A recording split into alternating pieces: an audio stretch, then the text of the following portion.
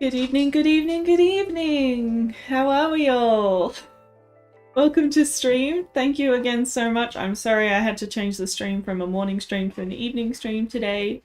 It was a crazy morning, got heaps done, which was great. We did lots of different things, caught up with some family, lots of errands, but yeah, we got there in the end, so it's nice to have a nice evening paint session. Hi Yik, how are you doing? How was your day today? I hope it was a nice easy one here in the middle of the week. I know you're going to have a bit of chaos tomorrow with my little fluffy one. Hi Jess! Thank you. Good volume is good. I am glad. That is always a good thing to hear. Tonight we're going to settle back into that painting that we did over the cloudscape. I'll show you guys here. This is the one we're going to be doing. So he just needs some refinement, change a few elements. His eyes have gotten a little bit small and the angle has changed a little bit. So now that I've got fresh eyes, I can see a few bits that I need to adjust. Yay, thank you, Yik. That's awesome. Music level is good. I remembered to scroll down in the music this time, so we won't just get the same 20 tracks again and again and again. So it should be better today than it was last time. But yeah. How was your days? I'm very happy to be sitting back and relaxing now after a hectic time. That kind of a mood, I think, Wednesdays. You're just like in the middle of doing so much stuff for the week and you're ready to chill a little bit. Yeah. I was also working on the partner piece to this painting today and I finished it, so I can actually show you that. Give me one sec, I'll do that first. That's how Dusk came out. Hey Millie, how are you? How's things? We're going to work on the Dawn piece tonight, but this is the Dusk one. I actually finished her today, so I'm very happy with how she turned out. She's very fiery, which is kind of awesome. That's definitely how I feel about some sunsets when you see them and you just get that moment of fire and then it's gone. So I'm really happy how she turned out. So by comparison, I want the Dawn one to be a lot calmer and quieter. So he's a little fiery at the moment with these bright colours, but we're going to adjust, do lots of adjusting. How are you, Mealy? How's your day today? How are things? I saw you over at Fogs the other night. I only caught a bit of that. I need to watch the VOD. Does that look like fun with Danger Beard and Bry? Thank you, Jess.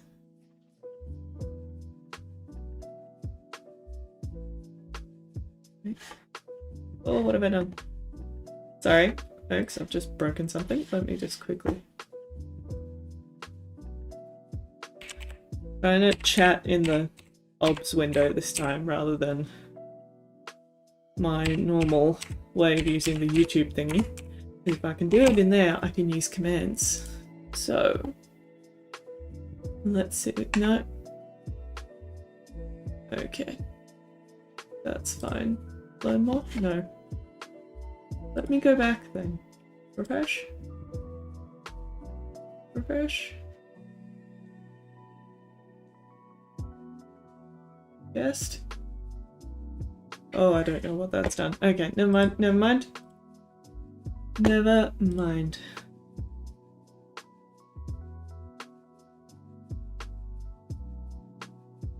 You had a pretty chill day today, now you've just got some schoolwork done. You can do it! I believe in you, Millie! Yeah, see, my command didn't work there. That makes me sad. Oh no, it did! Yay! I'm so easily entertained. Commands! Mealybug is the best mealy and deserves all the good things, and deserves the homework to be easy, hopefully. Is it homework you want to do, or homework that you've just got to do? Schoolwork, homework.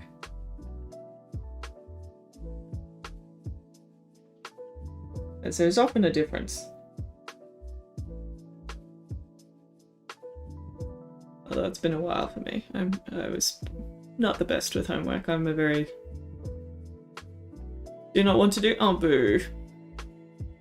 Can you crowdsource answers here in the chat? Is that cheating?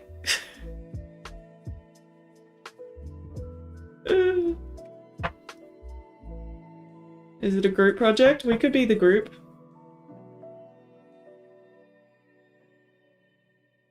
Big assessment due Monday. Oof. Yeah, you've got some time for Monday, which is good. And yeah, the big ones are definitely a grind. Weirdly, I kind of like some grindy things better than, like, more testy things, but at least that's just the idea of you can do a little bit at a time. And eventually it's kind of done. That last 10% though, is always such a Last 10% of any big project is just It's the same with painting, actually. Painting is just a pain with that last little bit. I don't know, these guys are coming together reasonably quickly, so I shouldn't complain. Shouldn't complain because then they'll become problematic.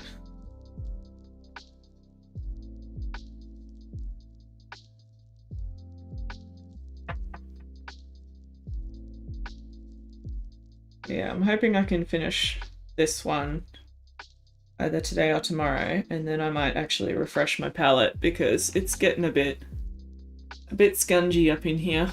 My white has just become this blob that takes over like the whole corner because the paint was a bit stringy and weird. This new brand that I got in the white, the language one, but yeah.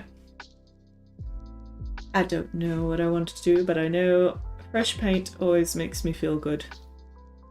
Oh, hey Stanny, how are you? How was your day?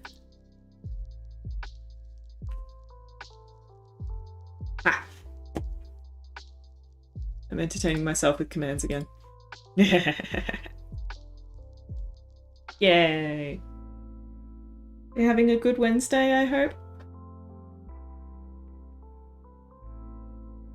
Mealy's brought home Work Club to the stream, which is great. She's going to be very productive and we all believe in her. And it's going to be awesome.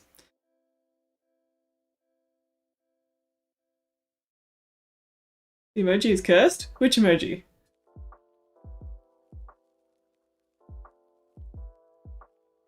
Yay! Huzzah! The work laptop is dead! Dead in that way that you don't have to engage with it, not dead in that way where you have to stress out about it functioning. Yay! That's a win. So now it's pumpkin cuddle time and stream time, yeah? The best time of day. The big smile emoji. He does have kind of dead eyes, I'll admit. The big smile emoji has very soulless, non-blinking eyes. Not that emojis should blink, but... God, can you imagine if they were all animated and they blinked?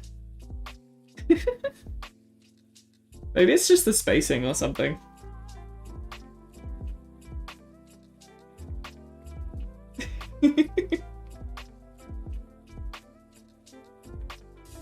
I have to do disclaimers, otherwise you'll think I'm being mean. Hi Pumpkin! How are you? Are you excited the work laptop's been put away? Or are you sad now because you can't type it on it? Always be typing. I was saying with this piece, I've just got to do some adjusting. Oh, Senny, I can show you as well. I finished the one that goes with this piece. Where are we?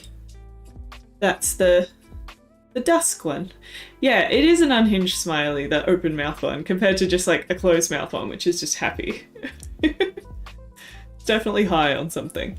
But yeah, so the dusk piece is finished, and now I can get on with this dawn piece, and then they'll be a cute little pair, I think.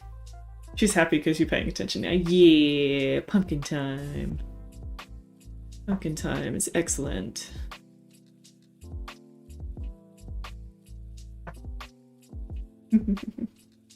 Thank you.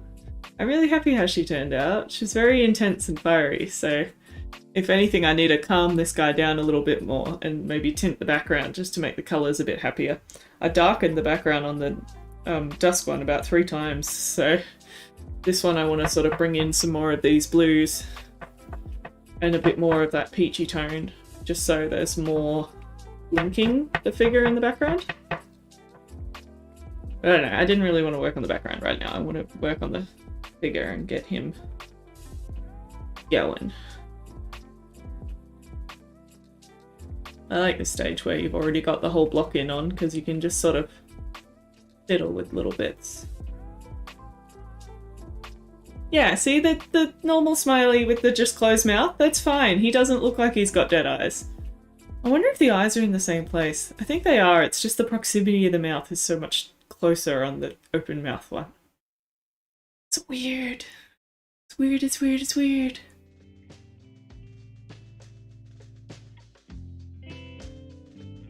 Maybe it's like an uncanny valley thing where it's like he doesn't look like a yellow smiley enough and that's why he creeps us out.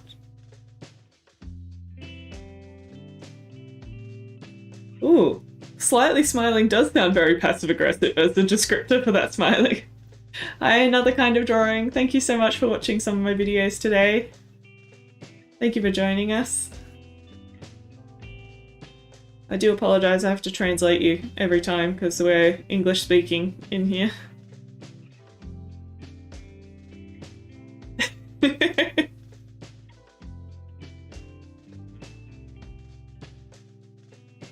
I was sort of brainstorming some weird ideas for like Oiltober as though, you know, if I got to think of the prompts, and one of them was draw like a realistic emoji. Like try and make it look like a realism piece, like the proper ball, and then make it look realistic. So that's a whole weird idea. But Oiltober coming up in October, we will be doing the same process as last year, where yeah, basically what was I gonna say? So same process as last year where I put up a request on Instagram and that request will then all be put in a hat. So any request, anyone can put in a prompt idea for Oiltober, and then once they're all in a hat, I'll pull one out each day when I go to do my painting, and that's what I'm painting that day. So we'll see. I'm sorry, another kind of drawing. I can't translate you while we're live, but if you want to send me a message elsewhere, I can get back to you later when I can translate it. My apologies. Yeah, so that's all sort of how that's going to go down. I got some really good prompts last year, as well as some weird ones that threw me for a loop, so I think it'll be quite fun to see what people come up with this year. I know some of you guys, Jess, you definitely gave me some prompts last year. It is because it really keeps me on my toes. I think with a lot of the October drawing challenges, if you sit there in front of a list, you automatically sort of pick out your favourites and your not favourites, and not being able to know what I'm going to paint until the day, you know, it keeps you going. And granted, some people put in some gratuitous, you know, self-requests, like one person actually said me because they wanted a painting of themselves, so I did because I wanted to paint them anyway, so that was fine. And then other ones, people put in like kitten, for example, but I painted a cat the day before, so I googled kitten, and a baby bunny is actually called a kitten as well, so I got to paint a baby bunny, and things like that. So yeah, you've got to remember when you put in your prompts that I'm allowed to interpret them however I want, but it's very fun. Yeah! Jess, what were some of the prompts you put in last year? I know you did a couple. Do you remember any of them? They'll be in the videos on the channel, because I sort of pull it out and I make sure everyone's names with their prompts so they can remember which one's whose is whose. But yeah.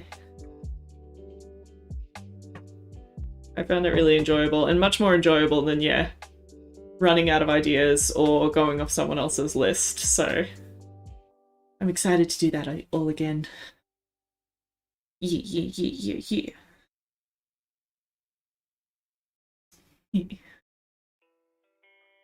And then I'll have all the pieces for sale at the end of the month. And this year, I won't accidentally click that button that lets me sell more than one of each painting, because that was a disaster last year. We got through it, but I don't want to relive that. You don't remember any of yours? Okay. That's okay. I know one of my best friends put in boobies as one of the prompts. I know... what else? There was a really good Halloween one at the end, which was awesome for the 31st of October, because I ended up doing a jack-o'-lantern. It was something Halloween themed. That was awesome. What other prompts did I really like? I liked some of the really sort of vague ones. The only ones I didn't sort of like... Which one? I got tech hipster. And I did this like picture of someone wearing Google glasses and I like hated it. So I ended up scrubbing that out and doing a Batman picture instead. That one was kind of fun though, in the end. I have this bad habit of getting to the second half of the challenge and occasionally scrubbing out my work because I get impatient if it's not going as well as I want it to. But, you know, that's not the end of the world. That's just me being fussy. Oh, I'm making it very dark. He does not have a beard that's that dark. Alright. Let's lighten that up again. Pink, pink, pink, pink, pink.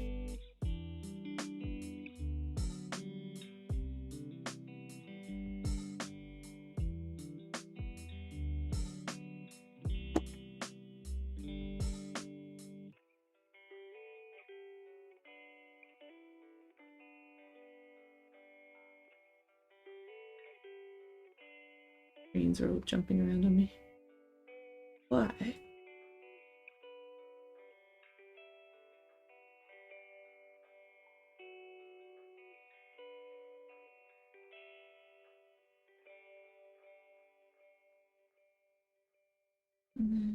Yellow. Kind of fun working on these small scale paintings after I just finished that really big one. They're much faster. Albeit I have to use smaller paintbrushes.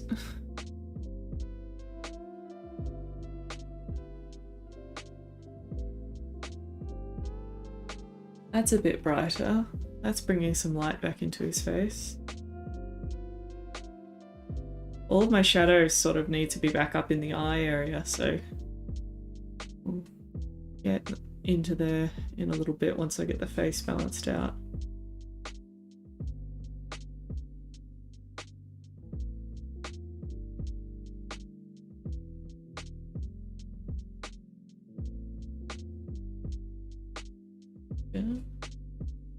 The good part about this is I can also scrub out anything I'm painting now and my underpainting will still be there from last time. Which is lovely. Oh, that's the other exciting thing tonight. Officially, in tonight's live stream, it's probably already happened, we're hitting 2,000 watch hours, which is halfway to our goal to get monetized on the channel. Woohoo!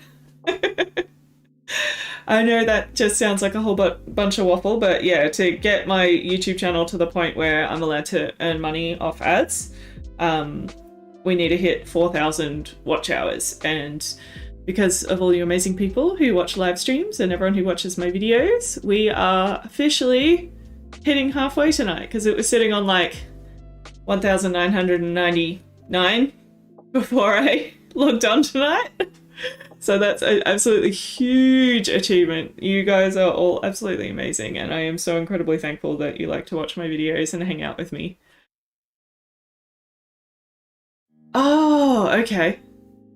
Thank you so much, Senny. Thank you. Another kind of drawing? No, this is oil painting, so this is traditional painting. Thank you so much. Yeah, that's what I've been doing, just Google Translate. It works pretty good. Yeah. Oh, thank you so much, Another Kind of Drawing. Yeah, no, this isn't digital art at all. This is all by hand, the old school way. I do love digital art, but I haven't taken the plunge to spend time doing it. I have a older Wacom drawing tablet that I do love to use for graphic design stuff, but I've never really used it for painting. I think I've done a total of 2 digital paintings in my life, other than just playing with the ones at the stores. Oh, you're amazing, Senny. Thank you. I'm just very slow at my copy-paste skills when trying to paint at the same time. It slowed me right down. Unfortunately. I don't know how people set up their streaming, especially when they're doing crafting or something that's not computer-based, so that their keyboard is not awkward to get to. And not awkward to use. Because like right now, I've got it literally just in front of me, and I still find it so awkward to lean over and do things with my keyboard and my mouse. Rather than just doing the painting. I don't know, it might just be uncoordinated. Okay, I think I need to switch to a smaller brush, but I might actually do the neck area first, just so I don't need to come back to the bigger brush straight away.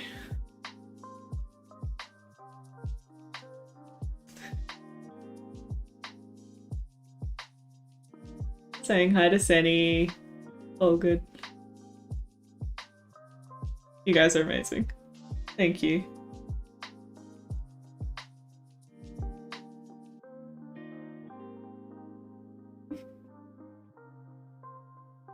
Lovely chat is lovely.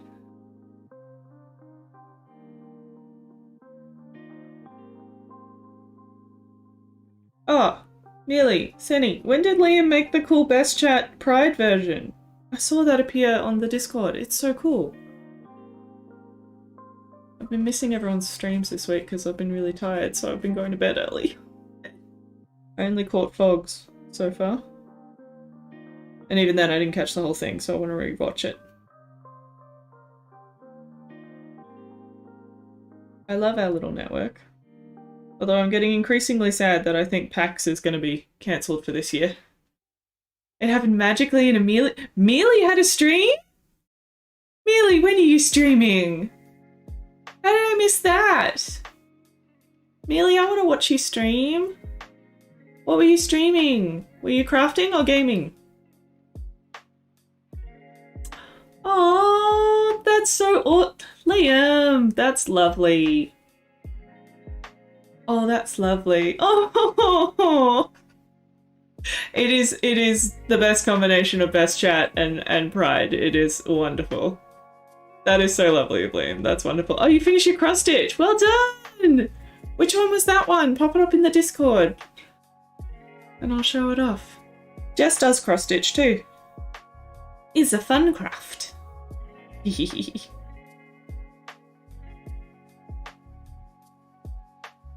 Oh, thank you. Another kind of drawing. All good.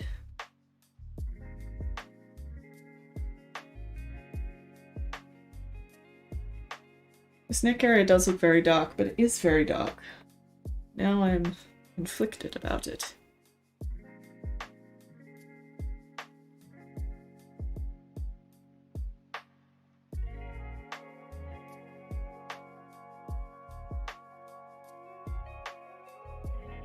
Yay! Hold on, let me open the Discord on the other thing. Ugh. Don't switch to another audio device, you thing. Show us your work.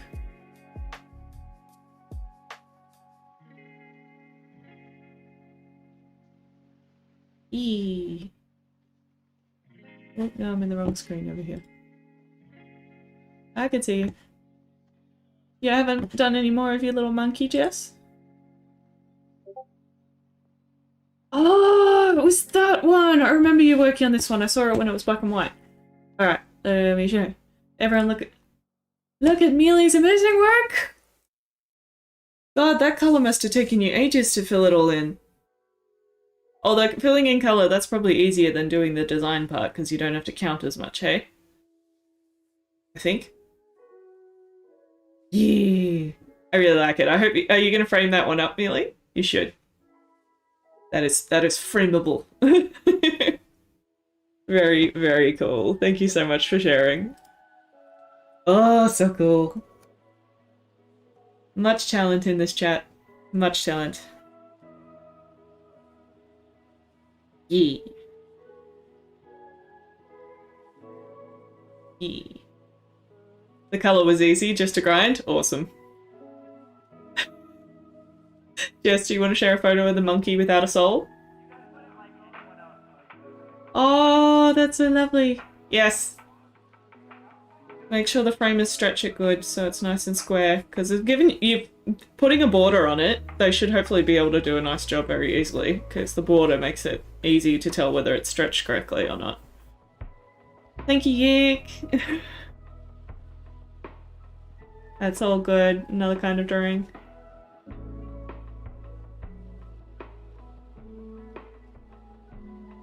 Such lovely chat.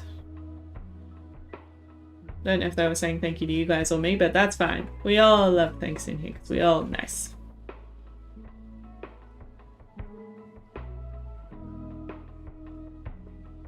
You're getting him out? Okay, cool. No pressure. I'm not pressuring you into crafting, okay? You can craft when you want to. But yes, this monkey, right from the get-go, when Jess started him, for some reason, just very much lacking a soul.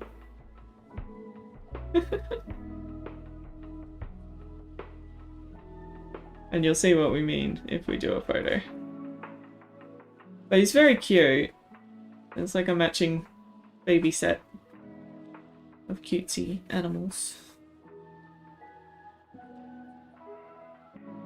There we go, that's slightly warmer on the shoulder, which I like. There we are. You okay for me to show it, Jess? Oh, you made something for Senny? This is the soulless monkey. This is what Jess is working on, so it's not finished, obviously. He's kind of looking cuter now that he's got a mouth. I'll be honest, the mouth helps. And I do like the little alfalfa. I'll be sad if that goes. Little alfalfa here. What did you make for Senny? I'm so curious. Or is it secrets? Ooh! Secrets, secrets, secrets. Thank you for sharing, Jess. Yeah.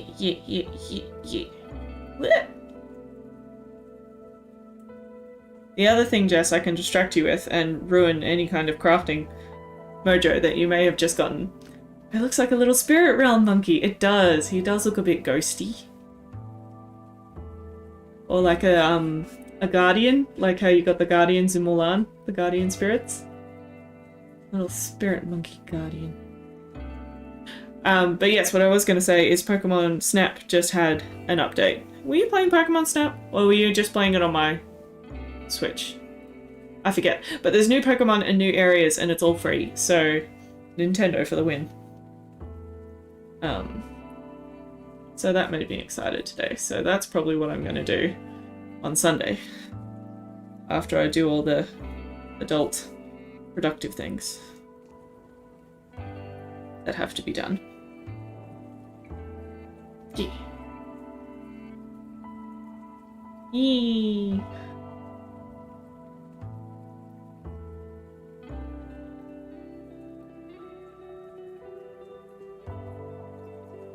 You were just playing it on my Switch. Okay, I couldn't remember. But, like, they've released Pokemon like Mew, so some of the really cute ones. So that is where I will be unproductive.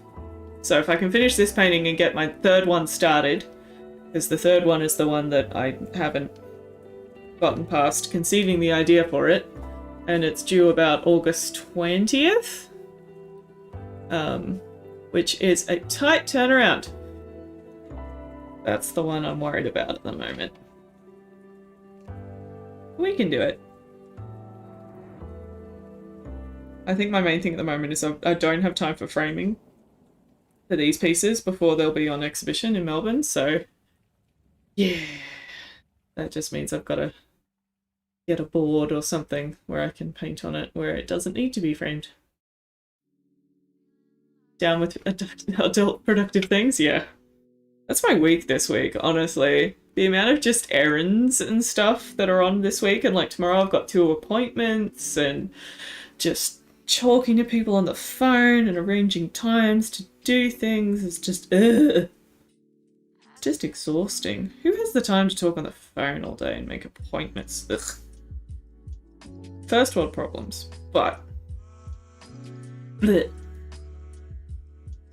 I don't know. Tomorrow should be fun. I'm seeing Jess tomorrow, so that'll be fun. Yay! For a walk with the papa. Who was playing with her squeaky toy right on 8 o'clock, and she's been very good to put away the squeaky toy since then. I don't know if Dad put away the squeaky toy. But she tended to stop just as we started, so she wins a point for that. Yeah, I think I like this brighter light on the shoulder. It's less intense and more dawn, like.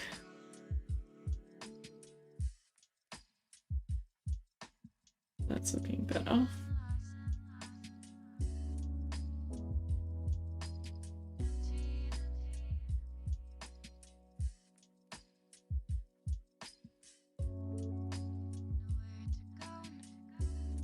Cute.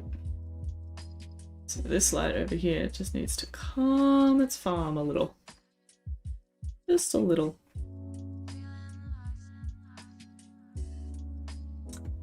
It's very, very intense.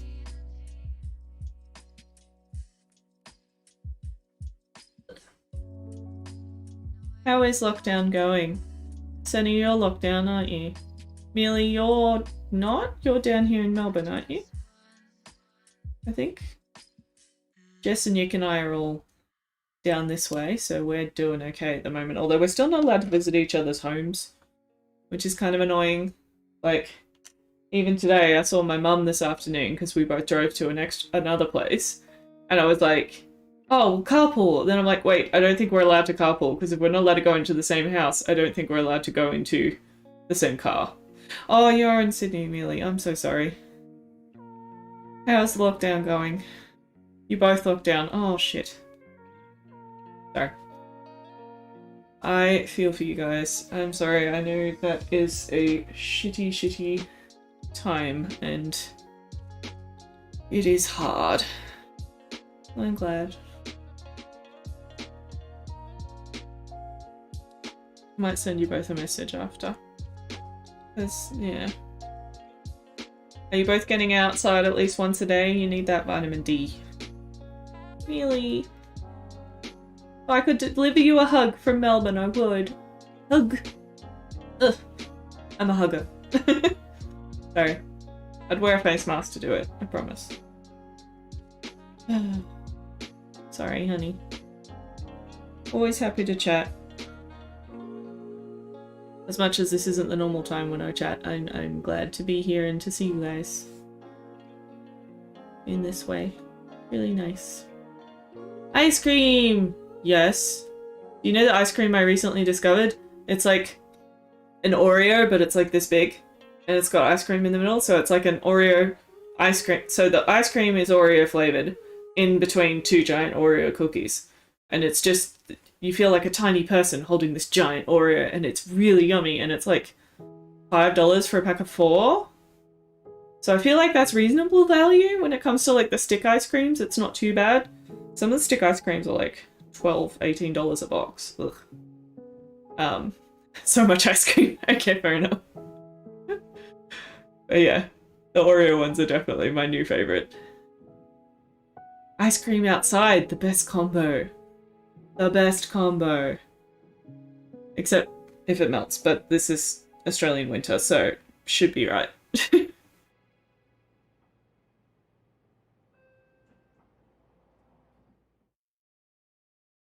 There's a new ice cream near my primary. Ooh! Near Holy Spirit. Is it in that North Ringwood shop bit? Yes, send me details, please. I like ice cream. Is it like scoopy ice cream? Like the fancy kind? Oh, now I want ice cream. I think I've got one Oreo ice cream left, so that might be after stream. But now I'll have a fizzy lolly.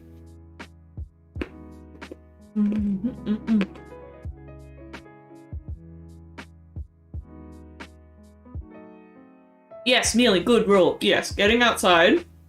I was terrible at it last year, but since we got Dipper, I've forced to get outside every single day to take her for a walk, and as much as they're always like, exercise is really good for you, just gotta get used to it. Yeah, they're 100% right, and I'm just a whiny baby.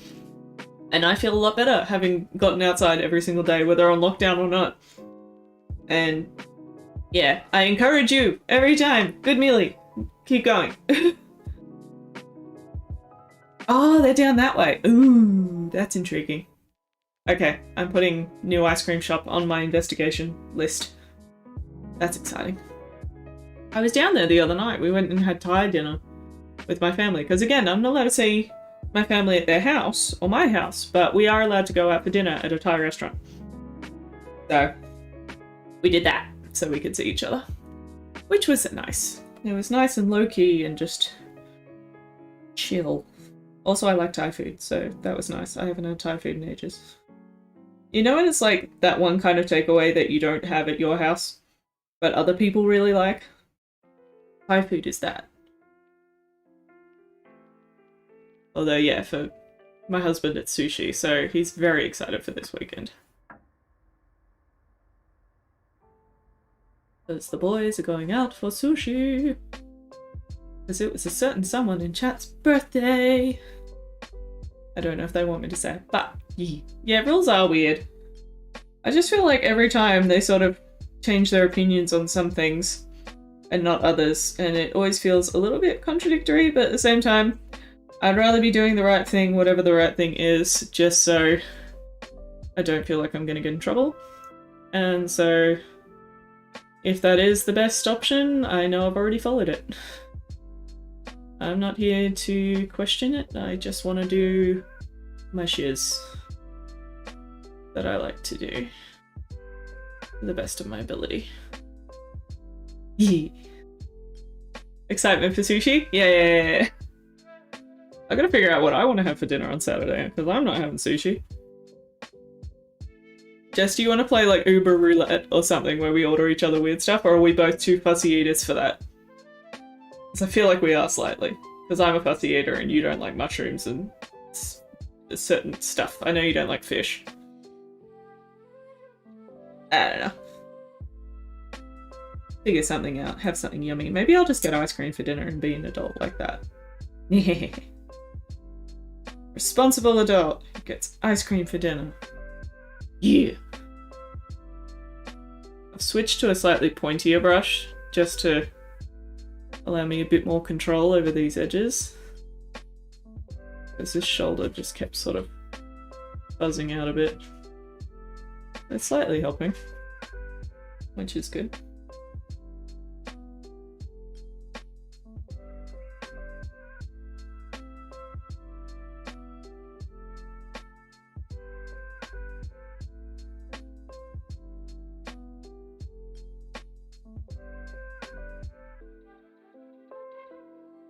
Ice cream for dinner is the best. Agreed, Cindy. Agreed. If I just don't have any other dairy for the rest of the day, then that should hopefully be a balanced diet, right? Just get all my dairy in one meal. Wow. And then toot the night away.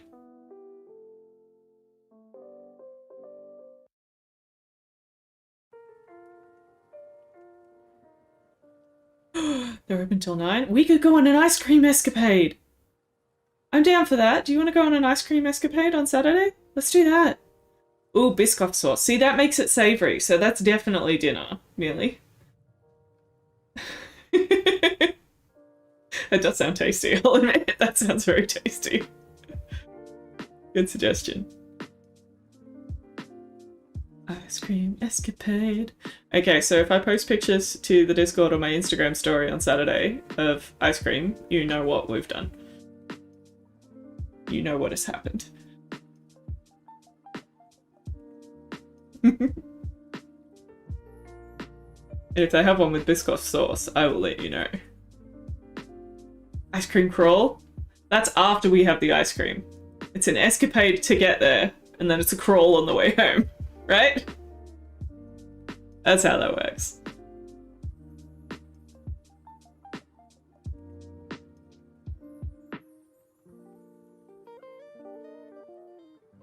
Same as it's like a sushi celebration when you go there, and then it's a sushi like sloth on the way home. Does that work? I don't know if that works. He's got a lot of lines in his neck, and I don't want to overdo it, but I also don't want to not have them there. I do like that blue light coming down to his Adam's apple now. That's quite nice. That gives some more form to his neck. Escapade sounds like a escapade. It's an ice cream escapade. It's funny, it's spelled just like the word escape. I love that movie. The second one wasn't as good, but the first one is iconic. Yay! Alright, that's the plan. Ice cream for dinner Saturday. Or at least is it? I'm excited. We'll post pictures of ice cream. So here you go. Even on stream, I'm fucking organising appointments with people. I told you it's a productive week. Ice cream appointments.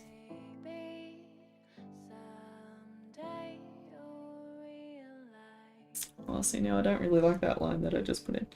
Why?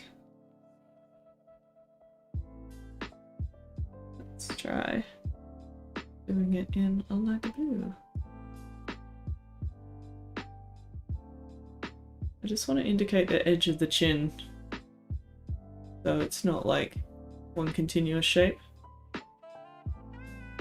That's fiddly.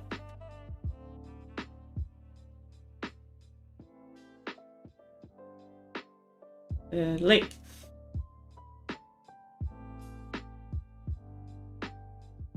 Sailing is weird. That's fair. I don't really get the whole Sydney to Hobart thing. I do like when they show like close up actually how fast they're going, but from far away you're just like, yep, boats. Boats are boats. They're a thing. We got sad today.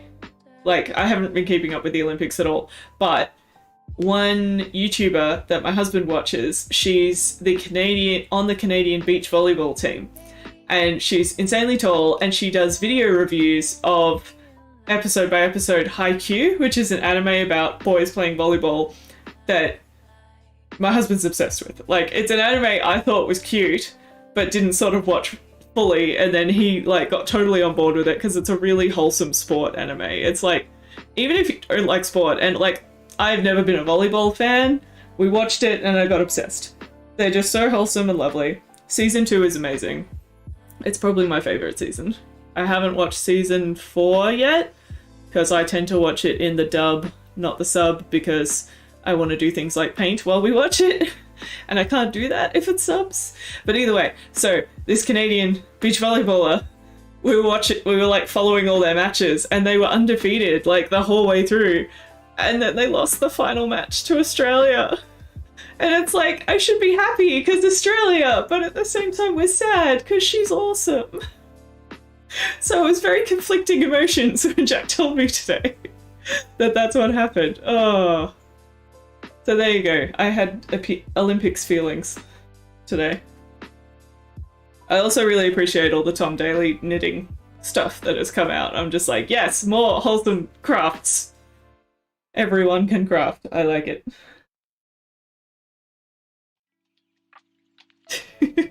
Jess, I'm glad you're happy with ice cream dinner. I am too, actually. I'm very okay with other people enjoying sushi, but it's not my jam.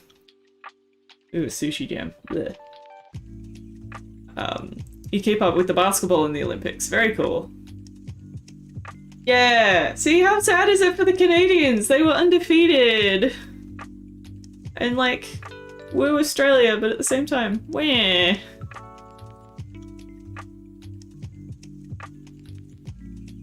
Conflicting feelings.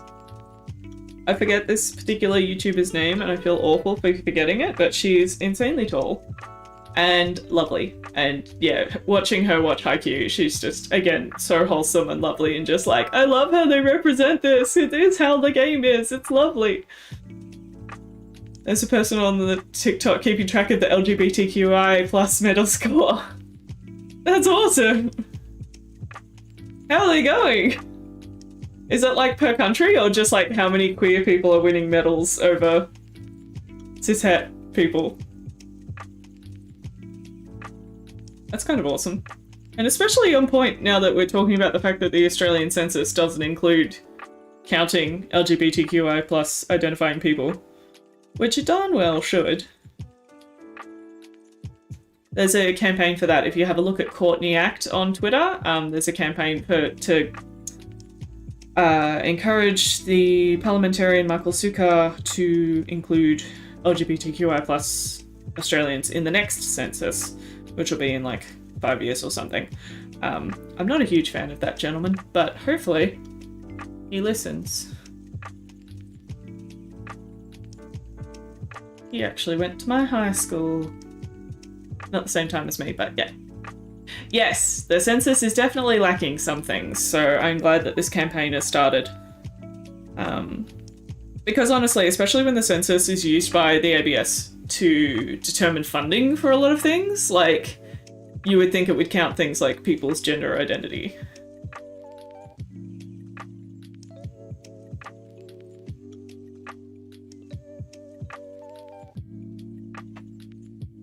So they're counting it as if LGBTQI plus identifying people are a nation. Oh, in their own. Right. Okay. So this is like an independent nation from the country medal tally.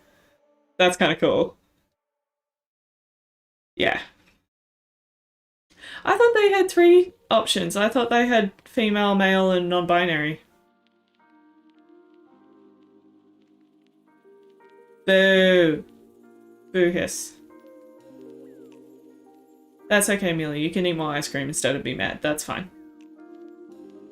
Yeah, I haven't done my census yet. I should do it before the night, because that website gonna crash again, I betcha. Like it did last time.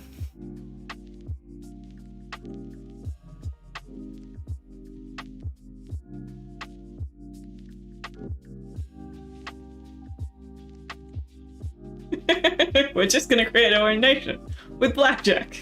Yes.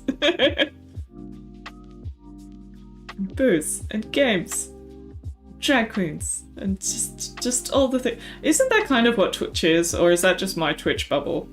It's just this queer-friendly nation of streamers who all are lovely. I think that's just my bubble of who I watch, but that's okay. It's a lovely bubble. Ice cream is better than mad, and it's hard to be mad while eating ice cream. They don't mesh in a good way.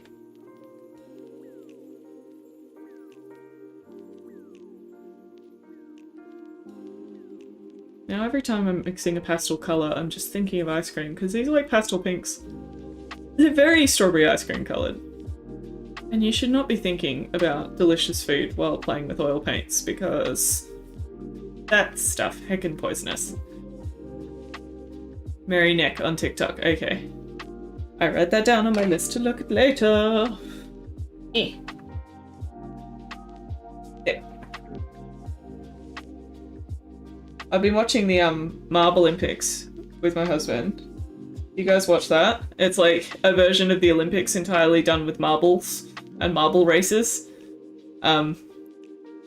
That's probably as intense I get about sport, because we have teams, like we picked our favourite teams, and you get really into it. They're really fast games, and like some teams are just cheaters, even though they're marbles. The O-Rangers can go die in a hole. Yeah, not my team. My team's the Hazers. The Hazers are awesome. They're all like blue, grey, foggy, kind of cloudy marbles. They're awesome. Highly recommend. Dr. Batman's team, the Minty Maniacs, are not having a super crash year, but their last event they did really, really well in. So, you know, we're only about 4 or 5 events deep in the games, so they got heaps of time to make it up. They'll be fine. We started really strong, the Hazers, and we have been going downhill ever since. If you get really mad, are you losing your marbles? No, I'm justifiably angry about other marbles. This isn't a game, Dick. It's the Marble Olympics Games, but it's not a game. Okay, it is a game, but it's great. Did you guys end up picking teams? I can't remember.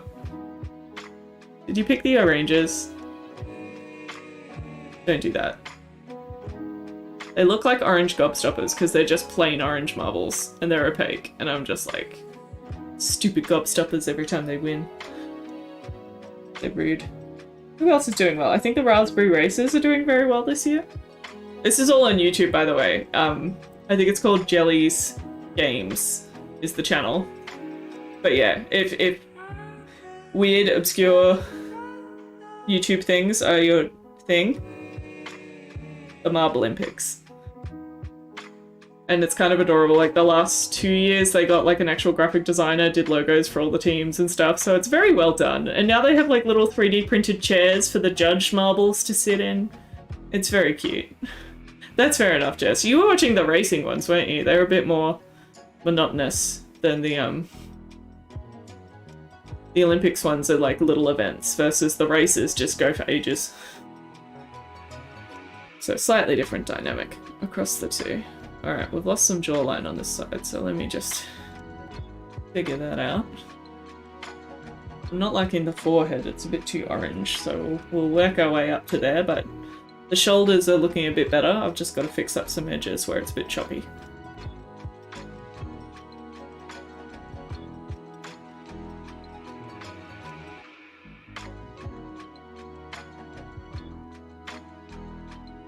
I apologise, I've been talking more about marbles than I have been about art.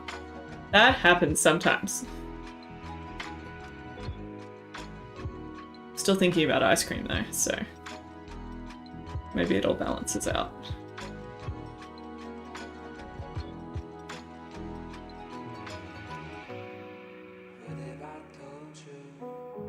There we go.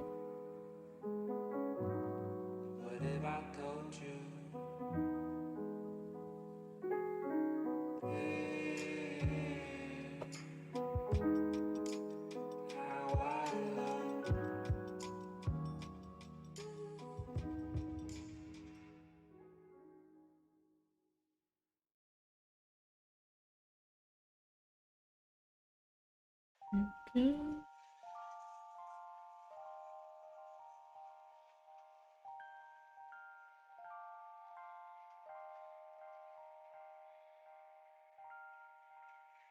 Yeah.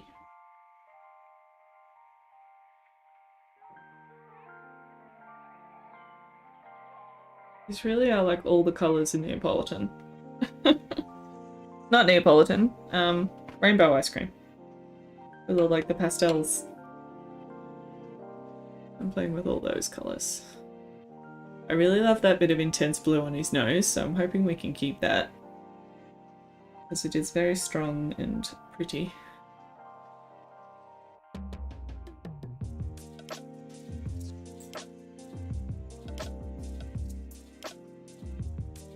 Rainbow ice cream dawn. Yeah!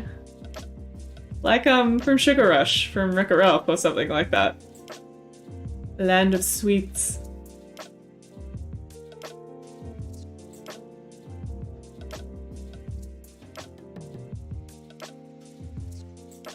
Or like an anime. You know how animes do dawn and it just all looks like candy? Oh, Ghibli's very good at that. Actually, I'm thinking of Foreign High School Host Club in my head. They do some beautiful pastel toned skies and things.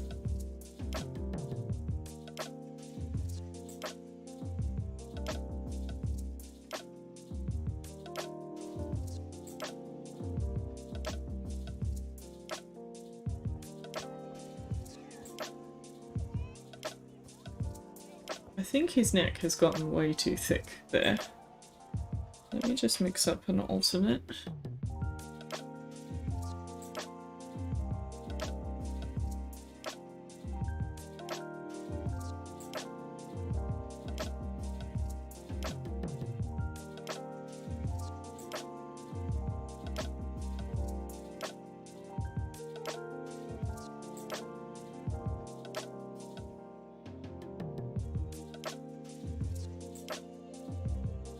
Sorry guys, lots of mixing. Lots of mixing.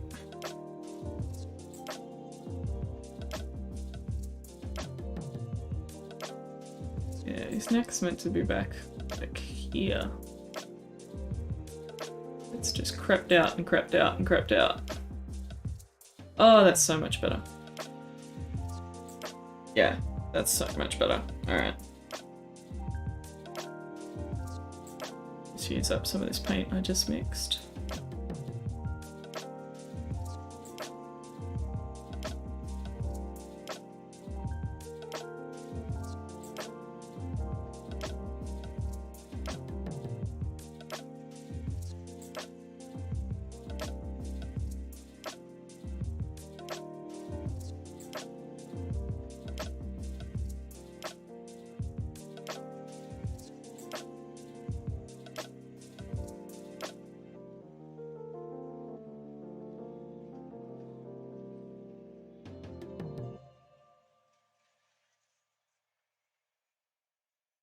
So excited to peel the tape off the edges of these because they've all got yellow tape on them. And just revealing the nice wood sides again is going to be so satisfying. You can tell. I do love a good tape reveal. There we go, yeah, let's go more purple up there. That makes more sense.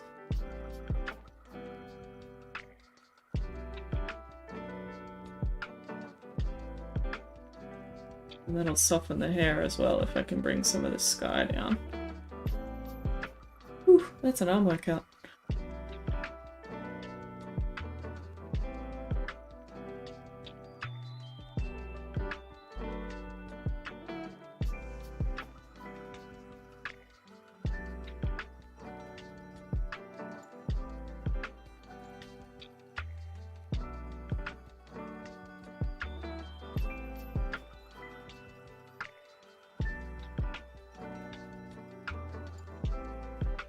Yeah, purple's much better up there. Okay, cool. And then it'll be lighter towards his shoulders. That'll be the brightest point. So it's the brightest point at the bottom. Which is also actually the brightest point at the bottom in the dusk picture, but that's because of the light reflecting up onto the clouds. And in both cases, the sun is close to the horizon. So that sort of makes sense. It's just one of those balancing acts.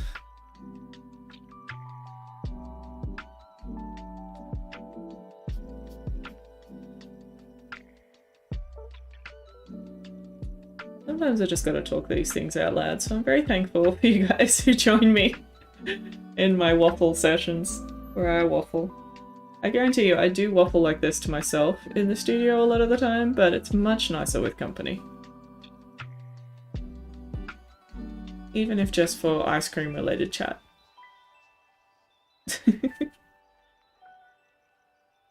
Yeah. Ooh, waffles. Waffles and ice cream go together so well.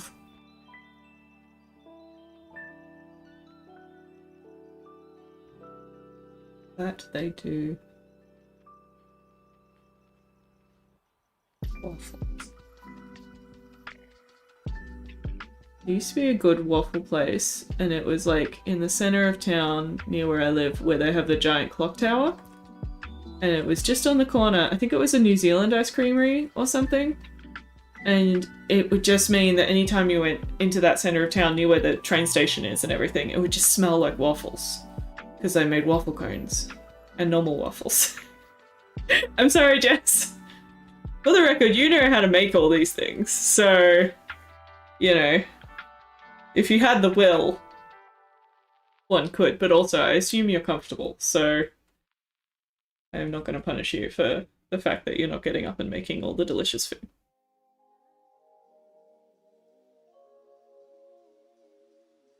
But also, at least we have ice cream in our future now.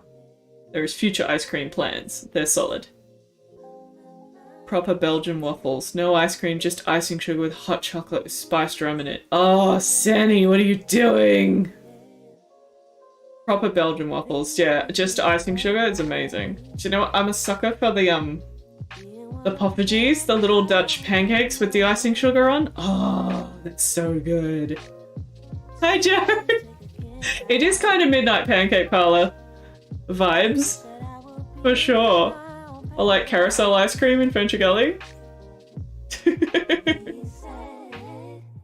We started with ice cream and now we've proceeded to Belgian waffles and Dutch pancakes.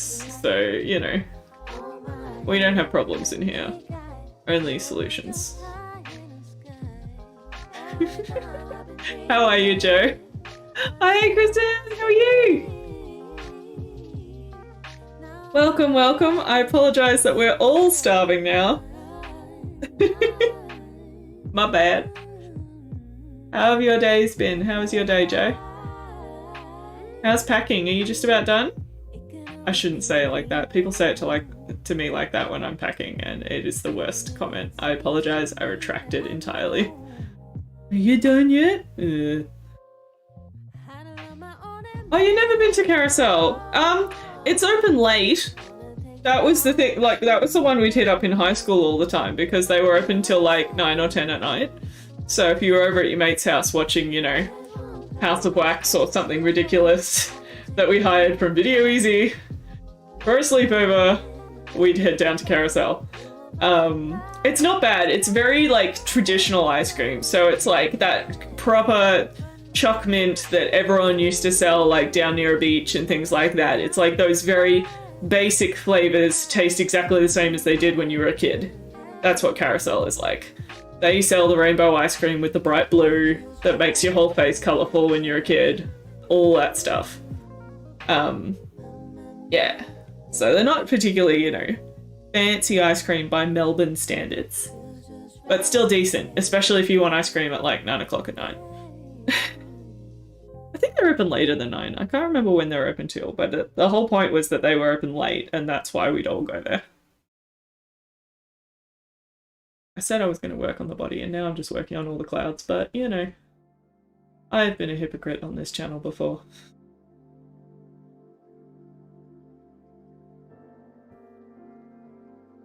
Nowhere near done. I'm so sorry. Yay, car full of boxes! Thank you, work people! How lovely! That's awesome. Yes, classic ice cream, not wanker ice cream. Which, I'm a Melburnian. If there was a wanker ice cream bowl instead of a wanker coffee cup, like, that would be more my jam. I like me some wanker ice cream or a wanky donut. Oh, some of the... Jess, do you remember the name of that place that Dehan sent us donuts from? Because I wanted to remember where the wanky donuts came from. Because they were real fancy, and I cannot remember at all. I should send him a message. He was getting a haircut today. Yes, and I wanted to remember, and I was annoyed because they were like rosewater and fancy thing donuts, and they were delicious, like absolutely delicious. Yeah. That's the problem, when something is so wanky, but then it's actually delicious, and you're just like, I can't deny it. I can't deny this hipster thing is so hipster, it's actually good. Dang it. Sucked in. Have all my money. You love both classic and wanker types of food. Yeah, I feel like that's a great fence to sit on, honestly. Because either way, you get to eat delicious food. So it is a fantastic fence. Yeah, Daniel's Donuts, I feel like now that they've got so much hype and they're so much popular, they're slightly less hipster for that reason. But there are some choice ones. I really like their raspberry white chocolate donut because it's just a really nice fluffy donut. It doesn't have anything inside, and then it's got the nice icing on top, so it's not overdone. Wanky donuts from Shortstop. Ooh, I don't know that one. What sort of wanky donuts do they do? Are they tasty? A lot of people like Daniel's Donuts as well because they do a huge range of vegan donuts, which I'm totally down for, like vegan and dairy-free ones. One of my sisters is lactose intolerant, so like having dairy-free options is awesome.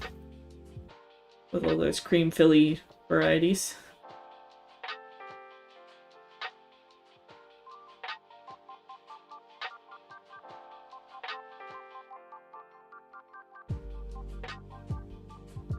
I like that better. Now that side of his face is glowing. Okay, yeah, that's much better. Okay, so I had to go a lot lighter on there.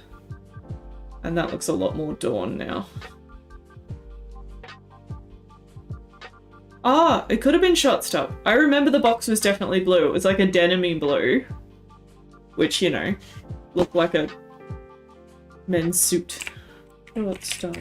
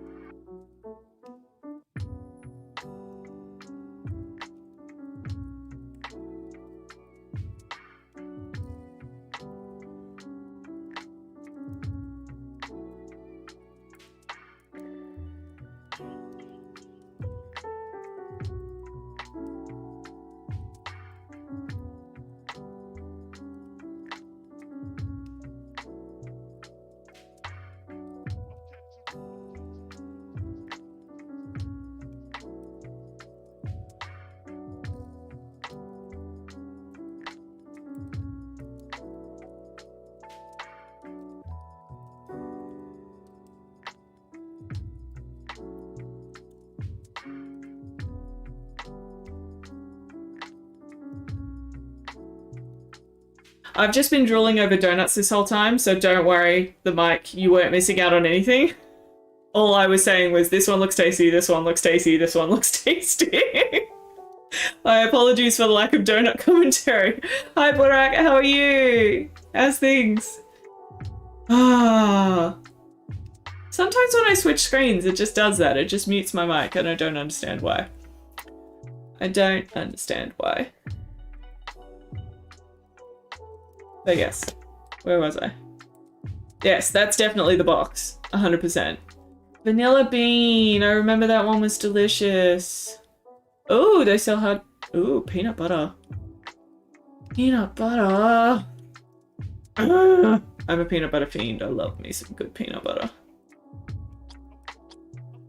Yeah, Senny, I think we're being bad influences on you. Oh, and they got cute cups and a hat.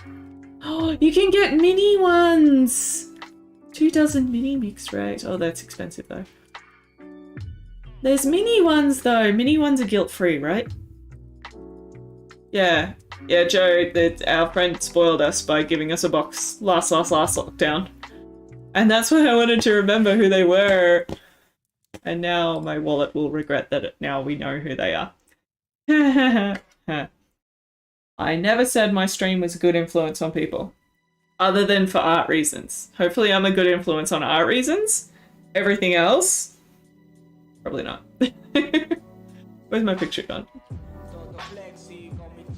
There it is. Guilt-free donuts. Yeah, if they're mini ones, 100%. Oh, Barack, we've been talking about ice cream, we've been talking about waffles, we're now talking about donuts. This is a hungry stream. The food temptations are strong.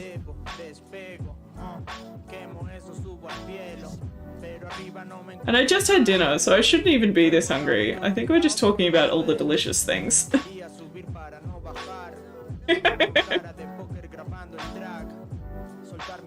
Yeah, someone new joining the stream. I'm here for oil painting. So we're talking about donuts. Look, if anyone has an art question, they're more than welcome to derail the dessert conversation. I am completely open to that, but the dessert conversation, they are in the CBD, but Joe, they delivered to Ringwood, so who says they wouldn't deliver to Baronia or Bayswater? Just saying. You know, you need the energy and the sugar to keep packing. That whole treat yourself gift? Yeah, that one. I forget how that even goes. Treat yourself. Treat yourself. Yeah. Only if you want to, you know. Do you like all the coffee flavors? I seem to remember you're a coffee person. So there are more coffee flavors than I thought there were. But that's okay.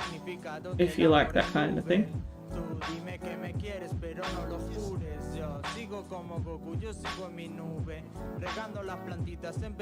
Alright, I'm really happy with that side of the neck. That side of the neck is doing what we want.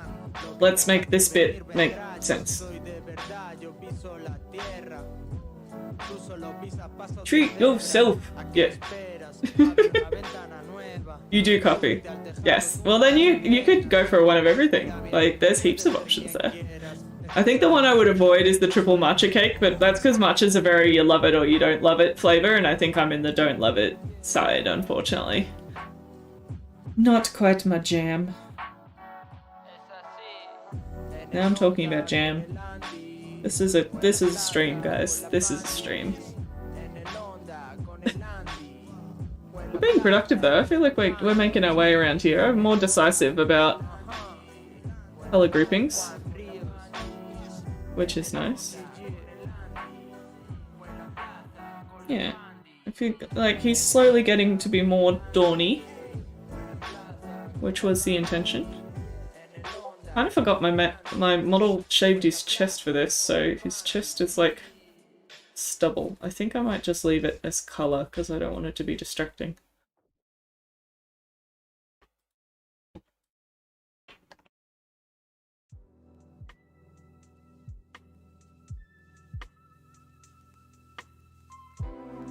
Oh, that was the Discord that beeped. I'm like, what the heck beeped? That's fine. Post away on the Discord. I'm just very inept with symbology. Yes, this model is actually related to me. It's another Gridley. This one is an actor, and he's fab. He's my cousin. Which actually, on Instagram, I think he does a lot of his stuff. You can look up Hayden Gridley.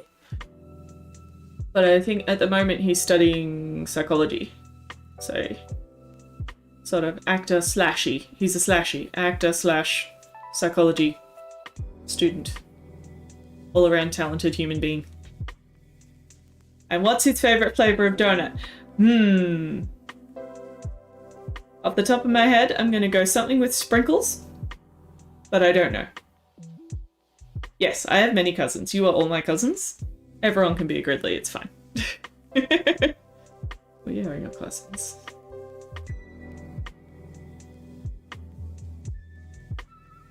Cousin is that great way of being related to people where it's like you engage with the ones you actually have stuff in common with a lot of the time, I find. Like with my family, a lot of them are a lot older than me, a lot of my cousins. And then the younger ones, we're all nerds, so we like to hang out and chat and stuff. So it's a really nice kind of relationship. But the older ones are all into like triathlons and banking. And we just don't have as much in common, and that's fine. So they have like their hangout group, and we've got our like nerd hangout group at Christmas and family events. And it's fun. Oh, I just put a dog hair in it. No! Come out. Dog hair. I love my pup, I do, but there's more dog hair in my painting now since we got her. Which, if you have a look at old masters paintings, they've got all sorts of crud in their paintings, so that makes me feel less guilty about it, but it's still, if it's distracting, I don't want it in there. I pick out as many as I can, within reason. Yeah. That's okay. Oh, I'm so glad we brought the neck in, that looks a lot better.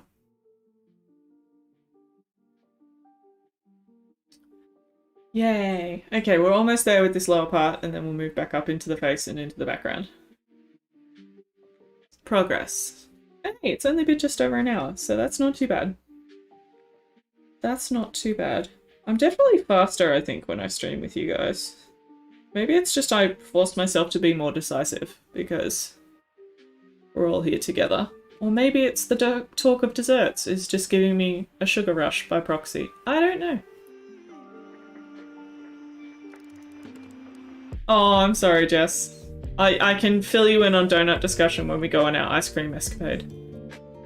I promise. But, moral of the story, Yik and Mealy figured out where the fancy donuts came from that D Hunt got us. That were amazing, and I forgot where they came from. To be fair, the name Shortstop doesn't sound like donuts.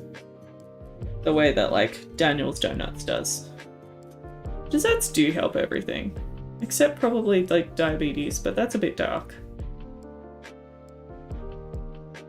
Although you can have, like, less sugary desserts that are still desserts.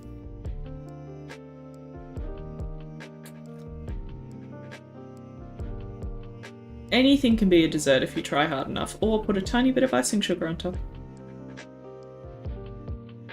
I'm sure there's some foods that icing sugar would be weird with, but, you know, willing to try.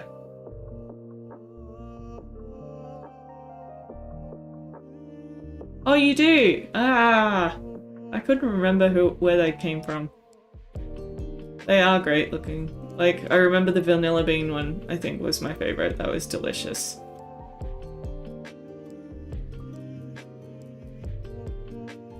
But yeah, that one that Mealy mentioned with the sea salt on it also sounded delicious. Oh.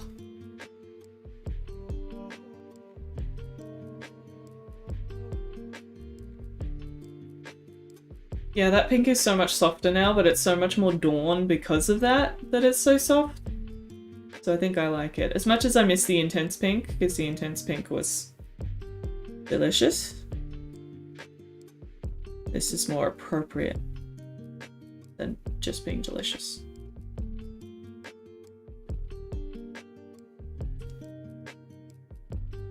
Icing sugar works on pasta.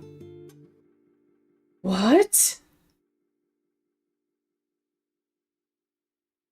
Like with pasta sauce or stuff, or just like a plain bit of pasta with icing sugar on? Because like I love crostoli, which is an Italian pastry that has icing sugar on it. Like that stuff is like crack. But well, it's actually the same palette. It's just I've leaned a lot more heavily into different colors in either version. So, for example, this one I'm leaning a lot more into the blue. But pretty much everything. Like the blue is mixed into almost everything, and a golden yellow. And with the dusk one, I leaned a lot more into like that intense pink.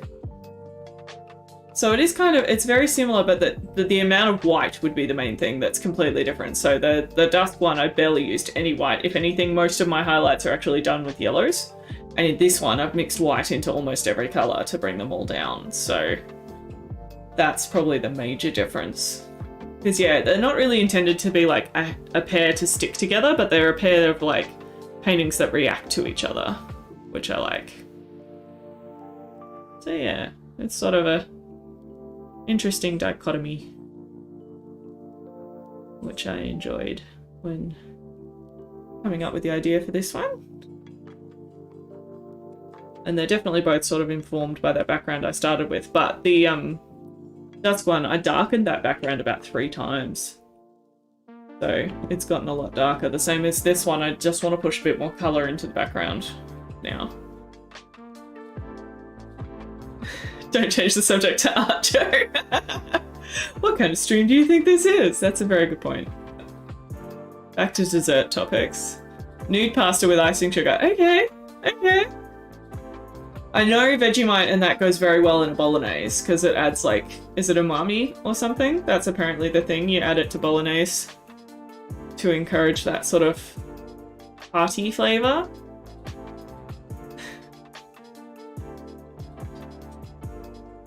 Oh, maple and pecan is your donut, Jess. I'll remember that. You like the Canadian donut.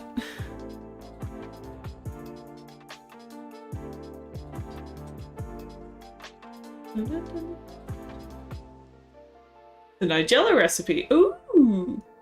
Well, there you go. That gives clout. Nigella clout.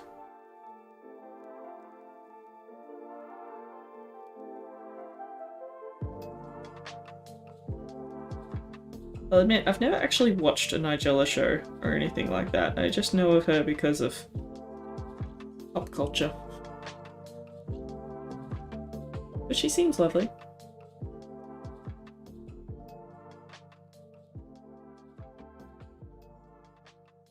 Vegemite is the whole of the pasta sauce. Oh, that seems a bit intense. Oof. For some reason, Jess, I'm visualizing like a big spirally pasta, but that might just be because that's what we had for dinner. For icing sugar, because like, wouldn't that look pretty with icing sugar on it? Want something with a bit of a spiral to it, so the icing sugar doesn't go into the crevices, but it goes on the top. Purely aesthetically thinking, yeah. Not in any way, you know, flavor profile or anything.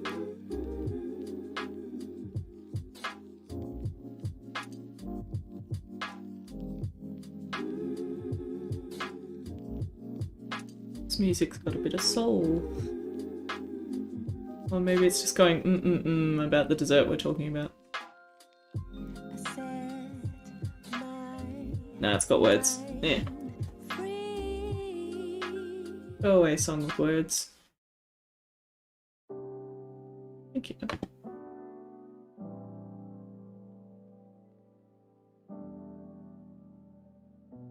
Is there a way you could make peanut butter work with pasta? I feel like peanut butter works with so many different kinds of breads and things. Pasta is similar to bread.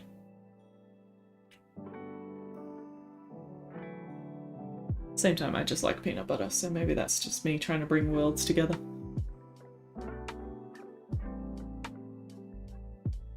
I'm worried I've gone too light in this pink area now. We'll see.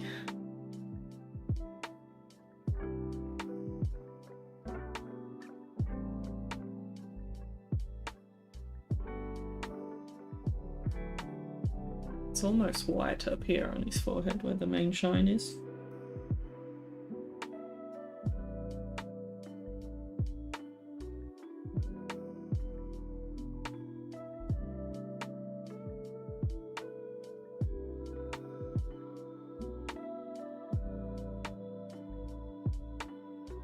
Yeah, so the center of his forehead's too bright, but we'll fix that.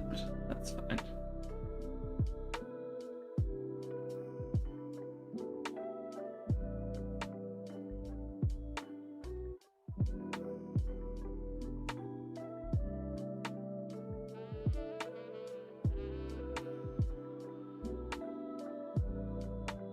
Oh, you're right. So sort of peanut on pasta is pretty much just a satay.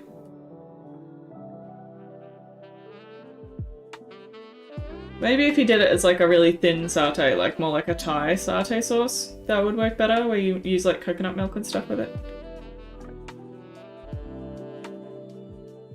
I don't know, I like both. You know I'm a heathen who likes peanut butter and cheese together, so that's much more savoury. You've seen icing sugar and pasta done with short shapes. That's fair, like little bows and things like that. Rigatonis. I know some of the real names, but not most of them. Most of the time I'm just like big spiral, big tube. The curly C ones. Whichever one feels aesthetically pleasing at the grocery store. Wagon wheels, they're really good for mac and cheese because all the mac and cheese gets stuck in the wagon wheel. Don't know if they're called wagon wheels, but they look like them.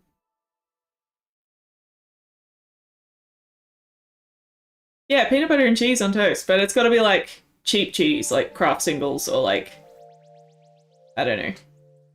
Not like oily cheese, like tasty cheese, like more of a like Swiss cheese or plasticky cheese. I don't know why. It was something I started as a kid and I'm still peanut butter and cheese. You can even jaffle it, it's just then the peanut butter is like molten and murders you. Really? Sorry.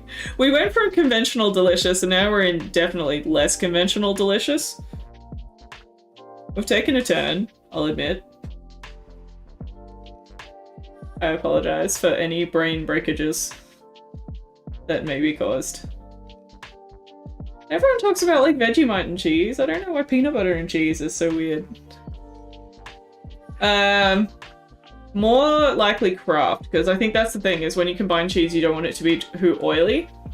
And a lot of natural peanut butters can be quite oily. And that's makes the cheese all slippery. And just not a fun texture. So Kraft tends to be either crunchy or smooth, no preference. Tends to be easier to consume and a nicer texture overall. Apricot jam and cheese. See, that almost sounds healthy. Even though it's very sugary. You used to make peanut butter and cheese brevels too? Yay! See, here I was trying to use the proper name Jaffles, and no, they were always brevels when I grew up because the machine had the Breville word on it, so they were brevels. Then everyone told me they were Jaffles when I grew up, and I'm like, bullshit. And now I've become accustomed to the fact that that is a word for them. Poor man's cheese and quince paste. See, even that sounds fancy. If the poor man's cheese and quince paste was on a charcuterie board, 100%. Yeah, see, it is called a Breville. Stupid Jaffles. Jaffles sounds too much like Jaffas, which is those hard candies, so it's just, no. Silly. I'm glad I get a lot of indication in this chat. You guys are great. Backing me up on my weirdness. Thank you. There we go. So we've calmed a bunch of the sky, so it's definitely darker up there and then it's coming lighter down here. There's this interesting band in the middle. I want to have a bit more variation. A fizzy lolly. I've got fruit Pringles tonight as my snack of choice. I forget how good they are.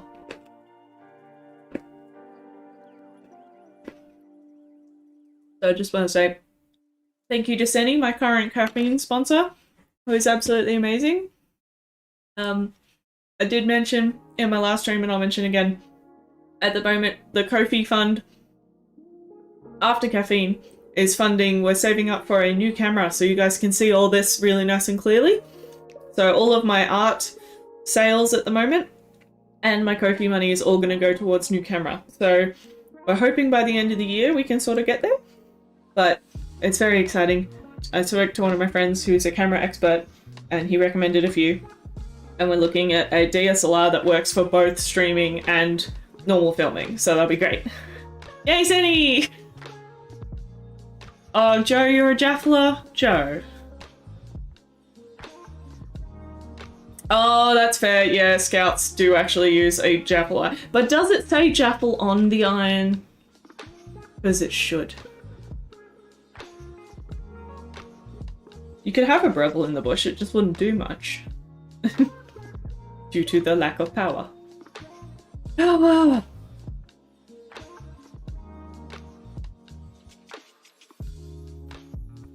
Yeah. But yes, thank you again, Senny, for being my caffeine sponsor at the moment. You are the best, Senny. We love you very much. Just toasted sandwich, but they're not toasted, they're like sealed off sandwiches. A toasted sandwich has exposed edges. It doesn't have the like toothiness.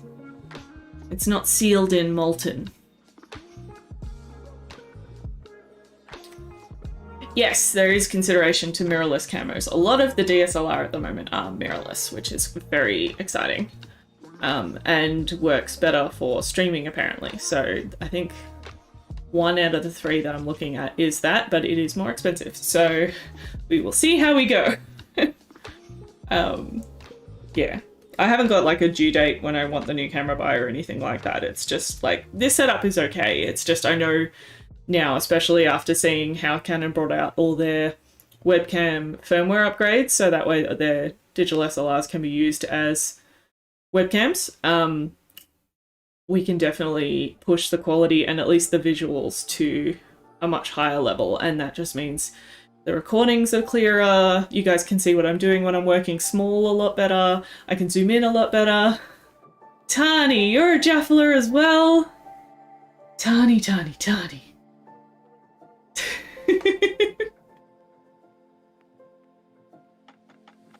Yeah, that's fair, Joe, if it did say jaffle on the iron. I feel like that's something that would be like embossed into the metal, right? Come on, do it like the full way. That way if you hit someone with the jaffle iron, then they got branded with the word jaffle, right? It would make sense. Toasted sandwich is just sealed. Well, then what is the normal toasted sandwich that's not sealed? Does that just not exist in Queensland? What about those satisfying ones where you get the cheese to ooze out the sides? Because sometimes you want that. Where you do like the butter on the top and the bottom and put a bit of salt on the outside. Oh, yuck. You're a team jaffler? What primary school did you go to? Just psh.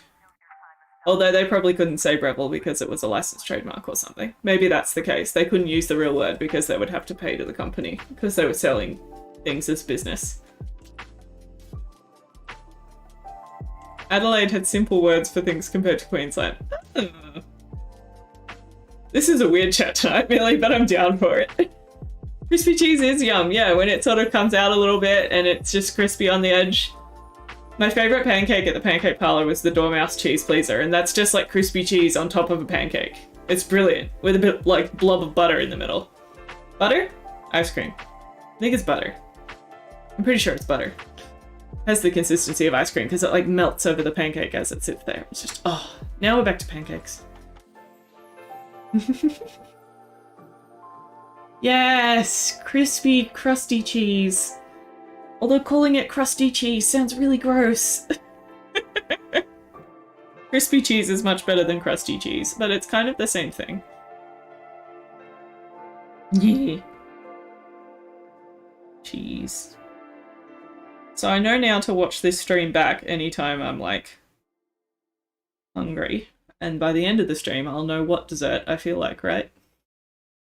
Lost a lot of eyebrow on this guy over here, so we've got to bring that back.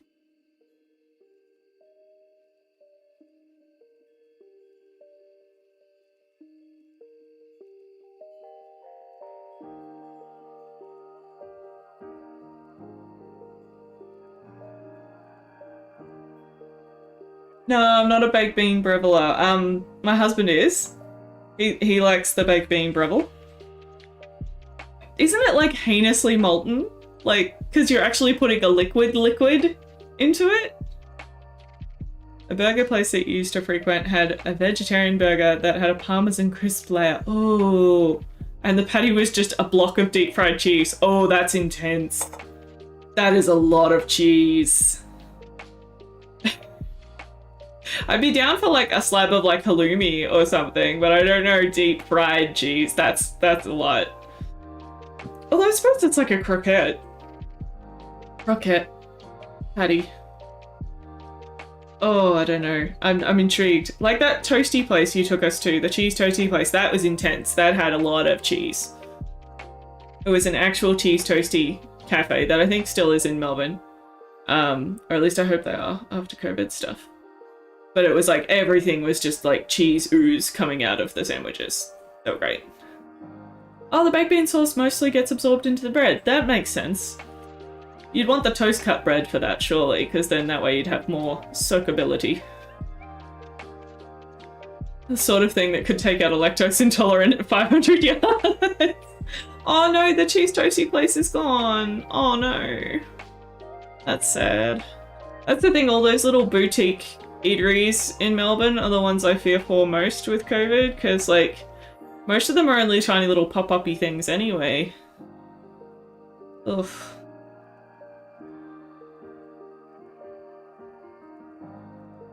Oh, there's one that's just come out of the woodwork again with like the world's most expensive fries, and they've got like gold on top of them and like super rare parmesan cheese and things like that. Very Melbourne, very wanky.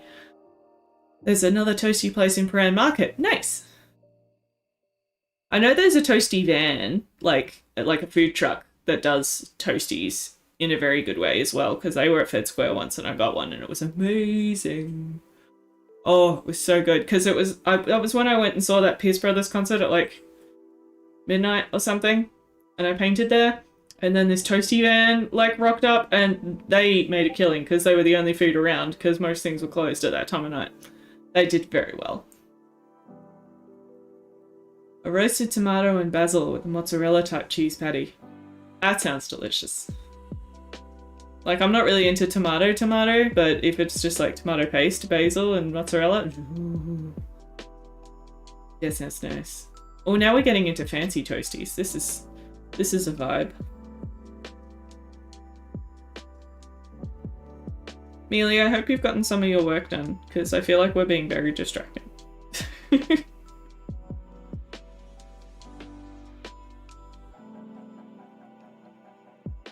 Yummy.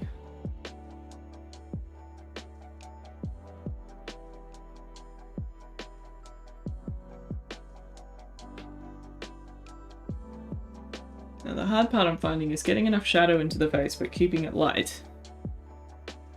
You got some done. Yay! That's an achievement! Go Mealy!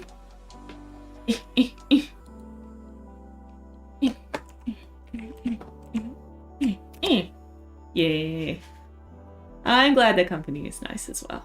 You can have both. You're allowed to have both. Yeah.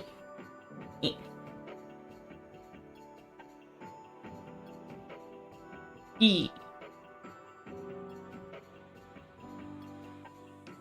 I feel like productivity is happening regardless, so that counts. I might not finish this tonight, but I've made a lot of progress, which is good. Dessert and cheese chat! Cheese can be dessert. That's the other wanky food one that's opened up, is we finally got pretzel. Do you guys have a pretzel in Sydney?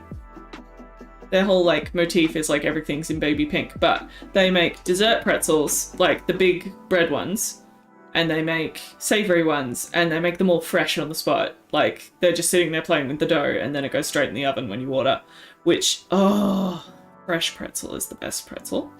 Yeah, and they put all these like insane drizzle sauces over them, and like there's a cookies and cream one that is just like thin ice cream all the way over the top of your pretzel. It's intense. I think they have them in Sydney, but I'm not sure. Because I kept stalking their website because they kept saying they were opening one close to me and it took forever. Oh, haven't you? Do we want to get pretzels and ice cream? That's a full rounded dinner. It is. It's really good. Like, the only reason I found it is because some of my art mates, before COVID, we used to do like a meetup, like once a month sort of thing.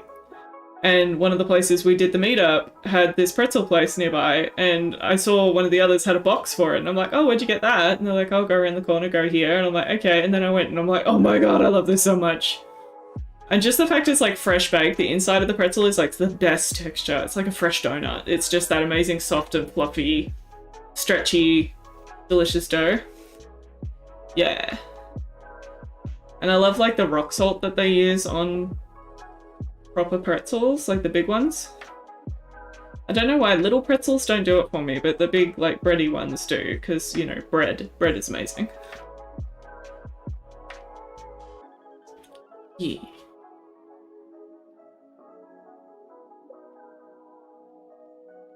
But yeah, the little ones, I don't know, they're this aftertaste flavour to them that just isn't my jam.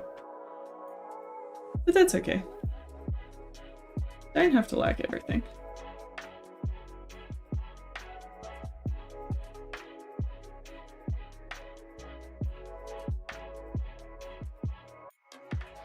This bit here has gone a weird colour. I think I need to use more of my cool yellow and less of my golden yellow. Oh, no, actually it's coming good. Mix more peach into it. It is really interesting working in such a pale colour palette because it's not my normal. So this one is definitely challenging me a bit more than the dusk one did, and that's probably why this one is going slower than the other one.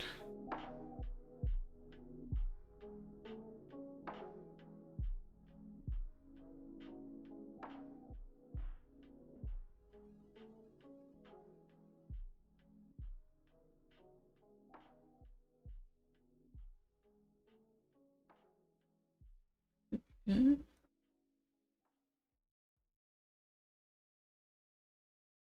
Sorry if I place these weird blobs in places like that blob on the forehead. It's just to remind myself to come back.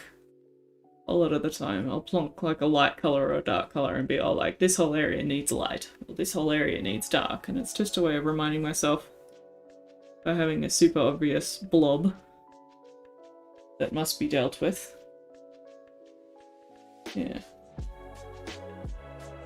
Sort of like leaving myself post-its around on the artwork so I remember where I'm going. Because it's very easy to get distracted.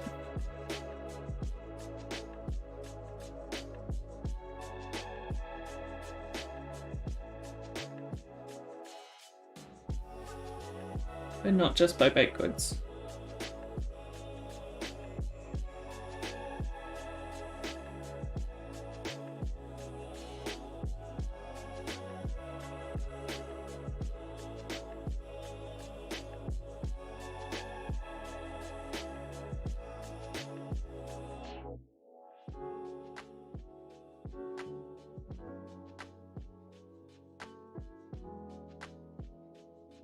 No worries.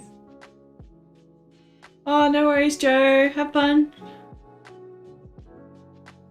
I hope you can build an awesome fort by the end of it. I'm sure you will be able to. Thank you so much for joining.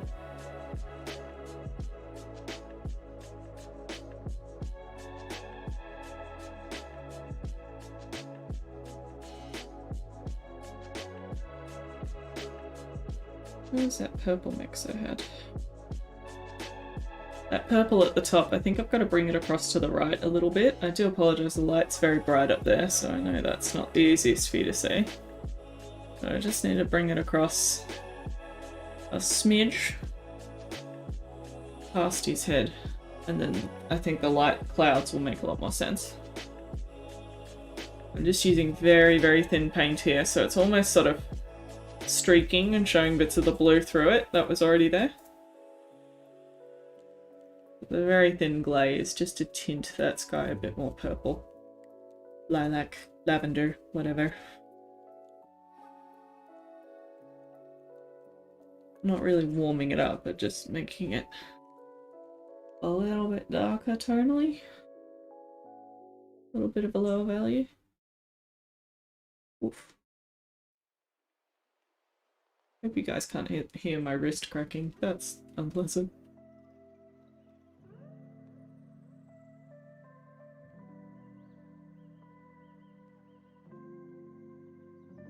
You just ordered pretzels? I'm sorry, not sorry, officially. After all that dessert chat, you caved. I'm so sorry. You have to send us a picture. Tell us if they're good. Are you on the Discord, Chris? You should be. We've got the little Discord group where people can share photos of... I don't know if I've got a section for food. Maybe I should have a section for food now. I'll share the link to Shortstop Donuts. If I haven't, I'll make a section for food, okay? Food chat.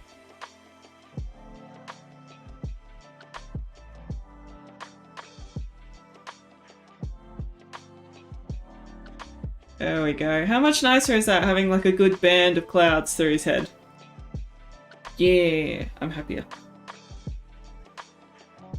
It's not too intense, but it's a focal point, which is what I want. So now the focal point goes sort of through his eyes and up to the side, which is nice. Now I want pretzels. I want all the- I reckon the second we finish this, I'm gonna go have that Oreo ice cream that I still have. And if my husband's eaten it... Yes, no. I love him. I'll probably eat more fizzy buttons, honestly. Fruit tingles. Off-brand fruit tingles. Is that what they're called? Fizzy buttons? Yeah, fizz buttons. That's my off-brand candy that we're using in lieu of caffeine tonight, simply because I do want to sleep eventually. Tasty though.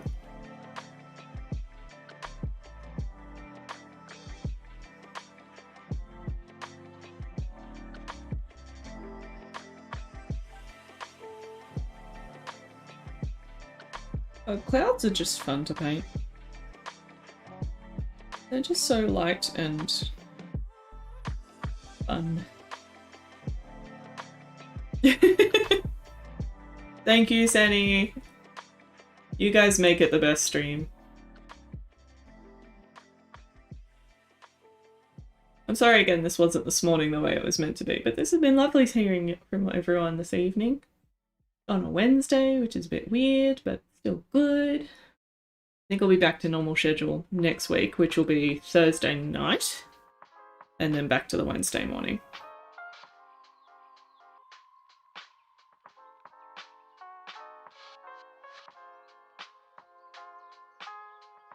Oh, really?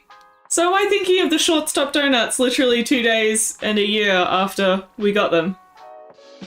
Wahahaha. Maybe they left something weird in my system to force me to think about them again. Weird reminder robot donuts. Weird reminder robot donuts. That was hard to say. Blah blah blah blah.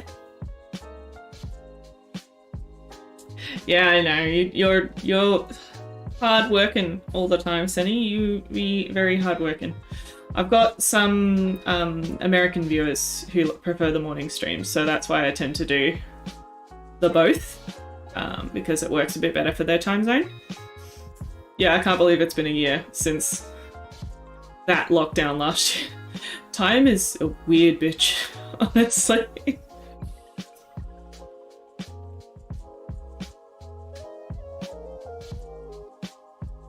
It's insane.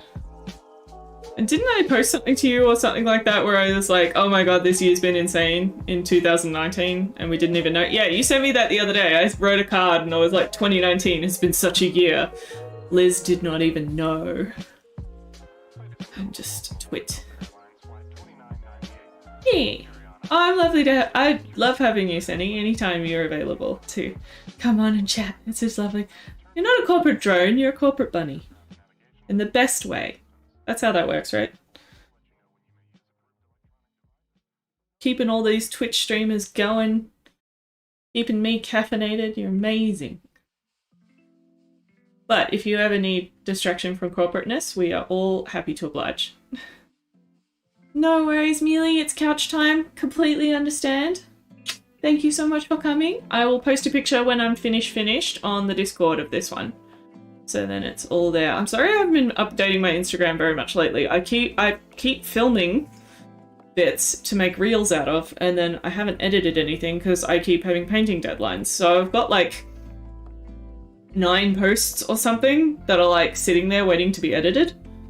But I've sort of gone, look, I'd rather not rush them. The way Instagram is now, I'd rather just make posts when I have the time to sit and make a post that I want to make than just post stuff for the sake of posting stuff, because there seems to be no advantage in doing that. So I'd rather just post you guys sneaky pics in the Discord. Night night! Night Mealy! Lovely to hear from you.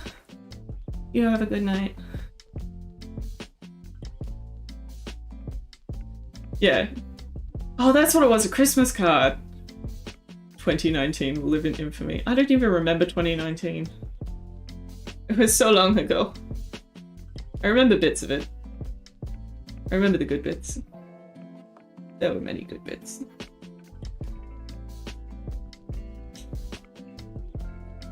I do like that about my weird memory. I don't have a great one, but I do remember the good bits a lot of the time. More than the worst bits. And I really appreciate that. It means I'll be a happy old lady, I reckon. Because I'll remember the good stuff.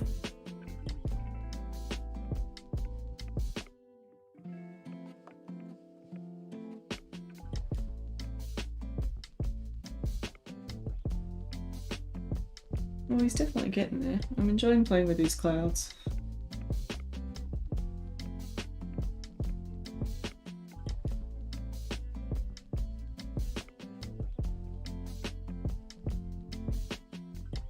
The hard part's going to be getting back into the eyes and getting all those shadows without it seeming too dark. Because like the shadow, his hair is as dark as the area around his eyes. They're both the same level of dark, and at the moment the eyes are much brighter than the hair. So that's going to be the fiddly part of this painting.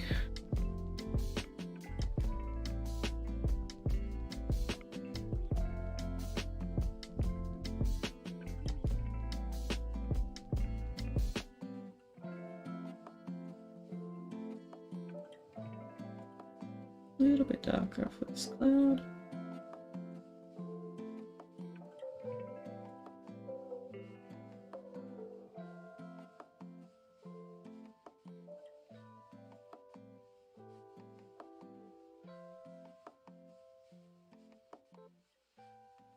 Yee.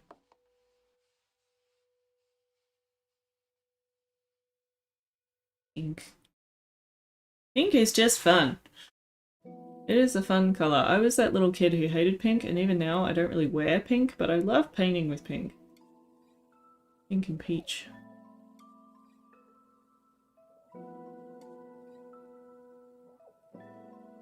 I definitely say the eyes in this one have got me nervous, simply because I know they're not right.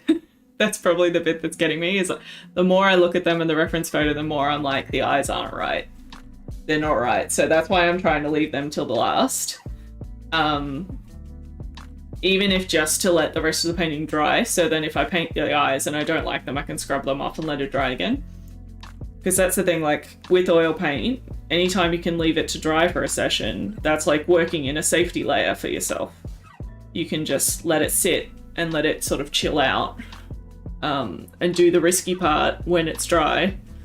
So you can always have that option to scrub it off. Like at the moment, I've painted almost the entire sky again around and sort of played with it all.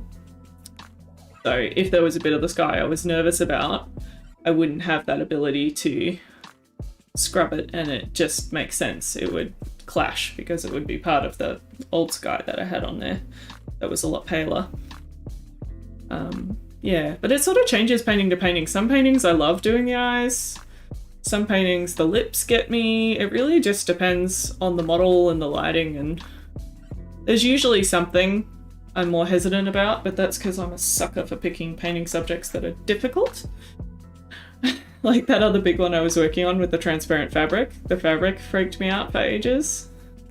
I finished that. Did you guys see the finished picture of that one? I can show you that. Give me one sec. She's sitting in the other room drying at the moment, so I haven't got like a... Oh no, I do have a cleaned up version of her, don't I? Where did I save that picture? Oh, I saved it in the art entry. That's where I did. That one.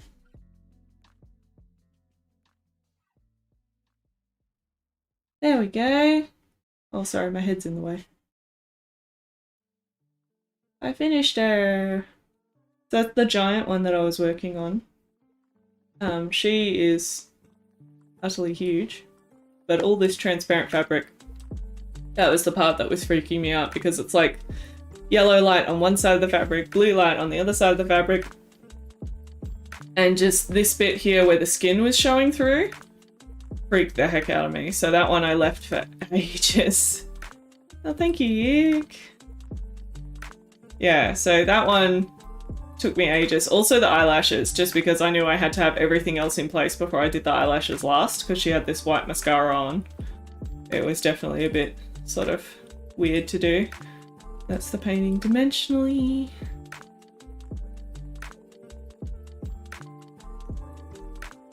And then, did I have another photo? Oh, that's just a close-up.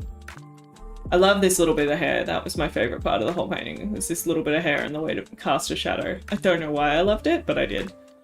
So, she's quite fun. I haven't thought about what frame I want for her yet, but I think I want something a little bit more fancy than the normal wood ones I go for. Oh, thank you! Yes, the intense background was really fun. That's what I'm definitely into, cloudscape backgrounds at the moment, and if anything I want to sort of do some more almost just cloudscapes, or maybe cloudscapes with like a detail. I've got one in my head I really want to do with like a flying fox bat.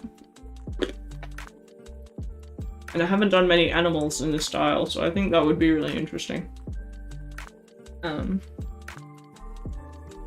But all weird future ideas in my head. These ones I'm painting at the moment are for an exhibition called Human Condition, so I couldn't really do an animal picture for something called Human, but I mean, I could have probably wangled it, but I felt more authentic doing paintings of people for this exhibition. I've got one more to do, which will be slightly larger than this, but I just haven't figured out which board I'm using yet. I'm tempted to use an old painting that didn't sell, that's on a cradled board, so the same thing, it's got like the edges built onto it. But I don't know if I want to paint over the painting that's on it, because like it's not one of my favourite paintings, but I like bits of it. I don't think it's something that's fixable necessarily. I think it's just one of those ones that just doesn't quite work. But I'm still hesitant to paint over it for some reason. I think it's just because of how much work it was. It was a lot of work at the time. And I painted it in like 40-degree summer weather, which was part of the reason it was so much work, was because the paint kept going tacky. So oil paint doesn't really dry that fast because it's still a resin dryer. You've got to wait for it to chemically dry, but it can go tacky very easily because it's an oil. And oil under heat goes weird. So I struggled with that one because, again, it was for a deadline, so I had limited time and it kept going tacky on me. So, yeah. I would buy another one of the same board, but the art shop that sells that board doesn't have any in stock right now. I know, because I was there the other day doing a shift because I work there, and I checked. And they don't get them in super quick because they're from America. Those panels, they're those ampersand art panels. And he stopped buying the ones with the cradle because they're just more expensive. Like, they're reasonable with stuff discount, but like normal price, most people don't go for them when the plain pine ones that are made here in Australia are so much cheaper for effectively a very similar product. Anyway, yeah, so it's either paint over that one or find a different board. And I'm just unsure. It's not like that painting's ever going to do anything, it's just sitting in my cupboard, but I'm just hesitant.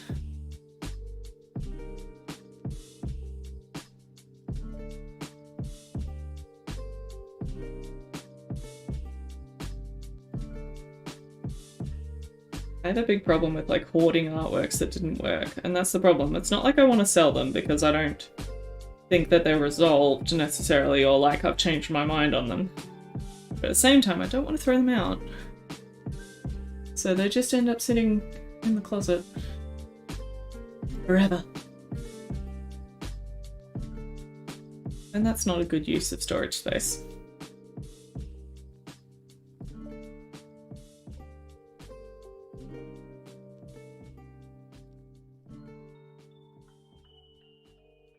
I'm liking the clouds up here. They're looking a bit more exciting while still being lighter coloured, which is exactly what we're going for.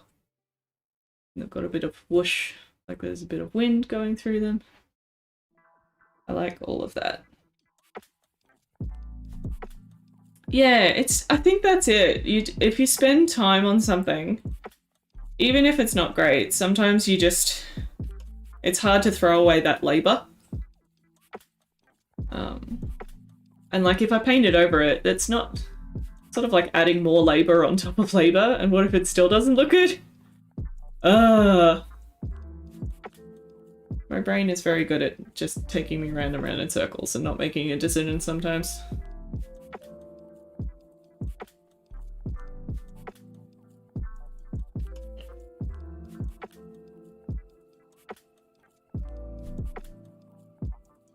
Talking about it out loud makes me a bit more tempted to paint over it. Just because I know I'm not going to do anything with it. But I don't have to make that decision quite yet. I have to finish this painting first, then I have to make that decision. Oh.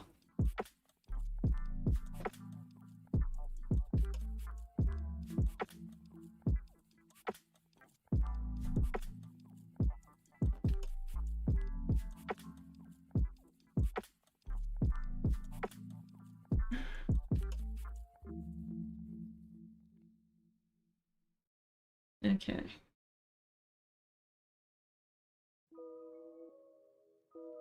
I think I'm running out of steam a little. I'm enjoying where this is going, but I don't think I've quite got the energy to get into the eyes at the moment. Oh, hi, how are you?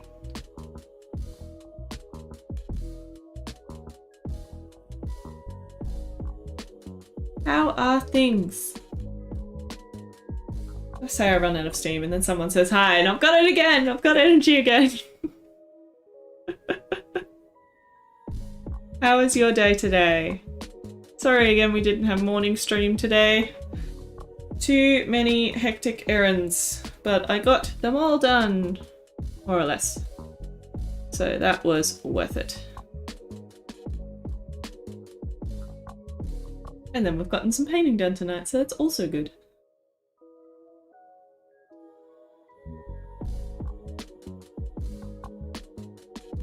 Busy as usual? That's fair. It was good, yeah. So it will be shown to the collector potentially tomorrow by the curator of the gallery who recommended my work. And then we'll see if we get a sale. Fingers crossed. From the sounds of it, the curator's like pretty convinced that she likes it. So from the digital image, so that's exciting. Yeah, I'm just talking about a piece of work that I got asked what work I had available, so I put together a little document with a bunch of paintings, and one of them got selected by a collector who's setting up a wellness space. So they wanted artwork that worked well for a wellness space, and they chose one of... Oh, I can show you a picture actually. Let me have a look. Where are we? That one. This one. This one is from 2018. And it is black and white on aluminium. And that's what, when I'm talking about my normal frames, that's the style of frame I'm talking about, which is like a shadow box birch style frame. So I like that sort of one because it's very neutral and it doesn't take over from the artwork. But sometimes with the bigger, more elaborate pieces, sometimes you want something that's a little bit more also elaborate. But yeah. it was really nice that that one got selected, so it will be hopefully on its way to a new home. We'll find out soon. Oh, Kat, this was the other one I finished. I finished the dusk piece. So we're working on dawn at the moment, and that's dusk. So quite different in the way that they compare, but yeah, sort of a pair in the same way. I think so. It's very sort of optimistic, that painting. So for a wellness studio, I feel like that's sort of the mood that you want. So I'm kind of glad she picked that piece. Yeah. It is part of a group of 3 though, so you know, if she wanted 3, I have 3 paintings in the same style, but obviously that one was the one that caught her, so that's fine as well. I don't know why I make a lot of things in groups, but I do. I think it's when I start with an idea, I find options for that idea, and I like exploring options. Like the reason these 2 came about is the curator for this exhibition wrote this little piece about the human condition, which is the name of the show. And she mentioned like from the dawn to dusk of life, like speaking about time. And I love the idea of that contrast of colour, especially because I keep hoarding photos of cloudscapes. Like just taking photos of clouds all the time on my phone. I post them to my Instagram story a lot. You've probably seen them. But yeah, I love the difference in colour in those 2 times of day. And even though, like, yeah, I haven't gone a specific realistic colour selection, I feel like these still give you the mood of dawn and the mood of dusk quite dramatically, which I like. Yeah. Thank you. Oh, some series can take forever. Like, when I was doing work for my solo show in 2018, I did 7 full-size paintings that were like 60 by 70 centimeters, all in the same style. They took me forever. I was so slow. I think it took me a year and a half from the first one to the last one, and like the first one took me like 2.5, 3 months because I was sort of figuring it out, and then by the end the last one took me like 2-3 weeks, so that I did speed up. But series in general, if they're long especially, they can drain you a bit because you lose a bit of that freshness of trying new things. So I don't know, I'm a big fan of like duos and trios. Also, I haven't done another solo show, so the opportunity to hang a whole lot of work at once, you know, it's a more rare opportunity. And I wouldn't count like my Oiltober ones as like a series per se, because they're more of a collection of works that are all in a similar format, but they're not really related to each other because they're all separate ideas.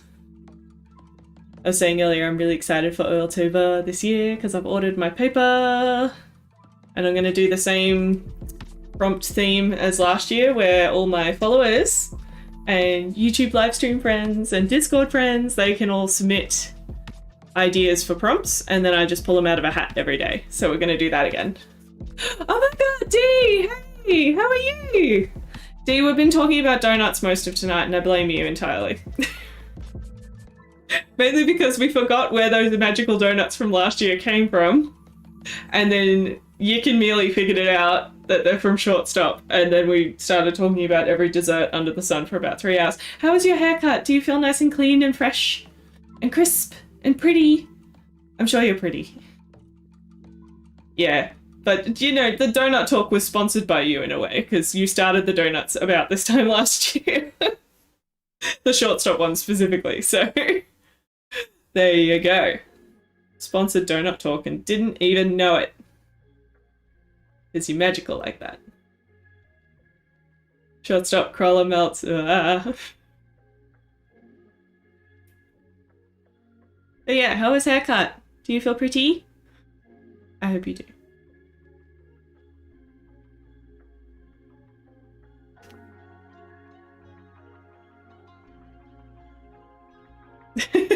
You're typing excitedly. None of us can type when we're excited. I definitely can't. It's typo city. And not like the typo the store, just like all the typos for all my friends to decipher. Your hair looks fantabulous! Oh, I'm so happy for you. That's great. Yay! You got a good pamper? You deserve it. Yay. I want to go to the hairdresser. I haven't had my hair done in so long. I think I'm going to dye it myself for September. Just because I want the more vibrant green. You're pretty! Yay! Get your ring light out. Go on. Take proper photos. Have a good background. Nice clean background. You have a DIY donut set. Ooh! Yeah, go on. Why not? If you've got a set, that's a great way to spend time. What a challenge! I remember my mum used to have some sort of plastic thing when we were kids that was meant to make donuts, and like we used it once. Literally once. I'm pretty sure it was too much work for what it was worth. Because you know when they make cooking things for kids that are like plastic sets and they're just not worth it? They're just like over the top, barely engineered things that barely work. Oh, I'm glad you like the colours! See, I did a matching piece which is like dusk. I'll show you that one. That's this one. And then this is dawn to go with dusk. So it's sort of two different moods. So yeah, it's a little bit different because this one's very light palette for me, but I'm enjoying it. I'm enjoying it a lot. These are for a show in August. I'll have to send you an invite. The invites aren't out yet. So no one feel offended that I haven't sent invites yet because they're not out yet. But I submitted the photo of dusk today to possibly go on the invite. So they've got 4 pictures to choose from the 4 participating artists. And that was my one. That's why I had to finish that one first. That's the problem. They tell you when the show is on and then you forget that there's all these earlier dates where like work needs to be finished or framed by and you're like, ah. Oh, you recognize the face? Yay. There you go, Garak. You've got a taste tester. That's very honourable of you, Jess, to throw yourself down as a taste tester. There you go. So brave. Oh, I love this chat so much. This is fun.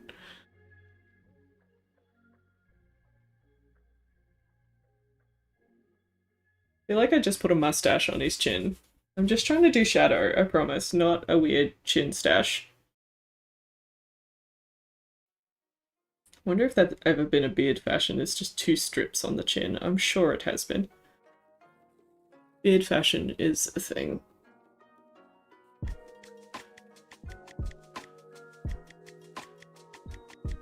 It's got a cleft chin and I've just got to be so careful with it that it looks natural and not drawn on. It's a lot of form changes in a very small area.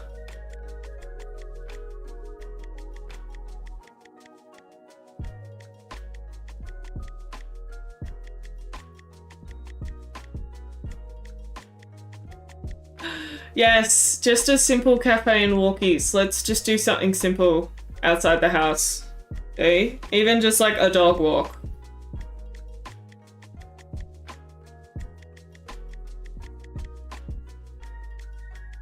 Oh, fire trail. That's not simple, but you know. In the weekend? Yeah, that's how you feel after you do the fire trail. Right? That's how that works? When all the ankles are dead.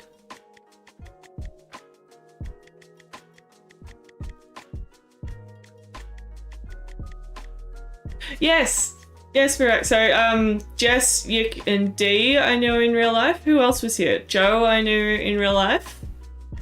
But what's the difference between online and real life friends? We can all just be friends. Internet family is just as good as real life family. We're all fun here.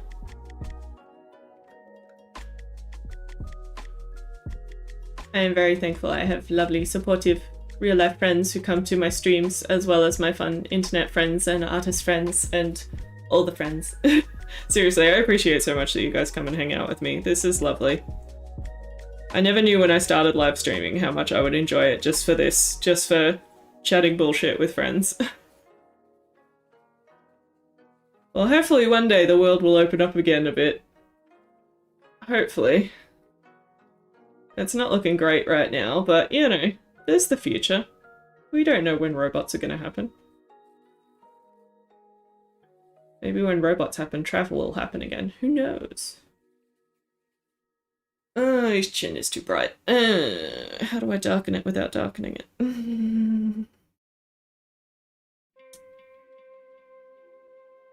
Needs to be darker while still being those colours. So I'm just gonna knock down each bit a tiny bit. Or decide to come back to it later.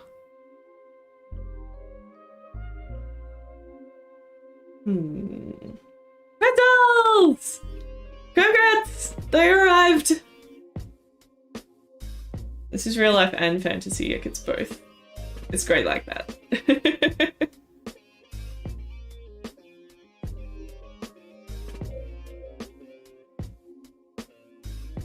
I doubt we could have all the fun if we tried, honestly. There's too much fun to be had. Yes, the fact that you can just live together does make it easier for them to hang out. But I appreciate that you're both here on the stream, even though you're 2 rooms away from each other. Yay! This is why we need to be able to have hangout times in October, so I can do my Oiltobers with you guys in the room. Because that would be fun. Like, I did I do 2 or 3 at your house last year? Jess, I did a couple. If you look back in the videos, there's at least a couple that I did at Jess's house when I was Oiltobering. Pretzels! What sort of pretzels did you get, Chris? Did you get just classic German pretzels?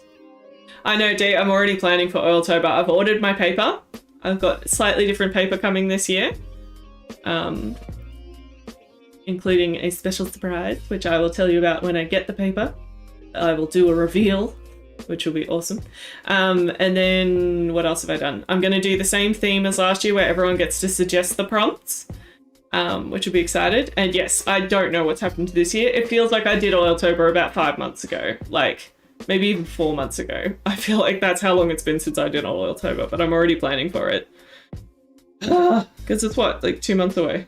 Not pressury feeling at all. Not at all. But I wanted to order my paper well in advance because it's handmade paper. I didn't want to put Roger under the pump to make it. Oh, you got a cookies and cream one! They're so good! Oh, they're so sweet and they're so good. And a classic cinnamon. Lovely. Lovely. Enjoy. Enjoy completely. I worked on many there, yeah. That's true. That's true. I do remember one of them I like repainted the face into a ball, the cocoon one. I did that at your place out on the patio furniture. You know your friends are amazing when you want to film something in the outdoors and they bring out a tiny little battery power generator so you can run your camera while you're recording your YouTube video. That was amazing, Yick. Oh, you have so many prompt ideas. I'm okay with it. Hit me with all of them. Just understand I'm terrible at returning props when you lend me props because I still have your gauntlets to give back. Yes, there's a cookies and cream pretzel. It's like a breaded pretzel and then it's got like cream drizzle all over it with like crumbled up cookie all over it and just, oh. Sarah, they're from a place called Pretzel right in my house. Sarah, we should get pretzels. Yeah? Yeah. Hey Jess, that battery powered generator was really cool. I'm obliged to say it louder for reasons. Yeah, simply only for my use for Oiltober. That's the only reason it's cool. No other reasons. I'm gonna get in trouble one of these days. Getting between a married couple. Dun dun dun. Oh, that's a bit red. I don't want that. Oh, it kind of works. Oh, it kind of works. But I have had the gauntlets for like 2 years now, haven't I, Dee? I've had them for so long. That's true. Although, actually, Yik, can we borrow... Do you have a laser measuring thingy? What's the word? Laser measuring tape? The one you use for, like, long-distance measuring. Thingy. Thing. Yes, Sarah, we should get pretzels. Also, hi, Sarah. How are you, Sarah? Long time no see.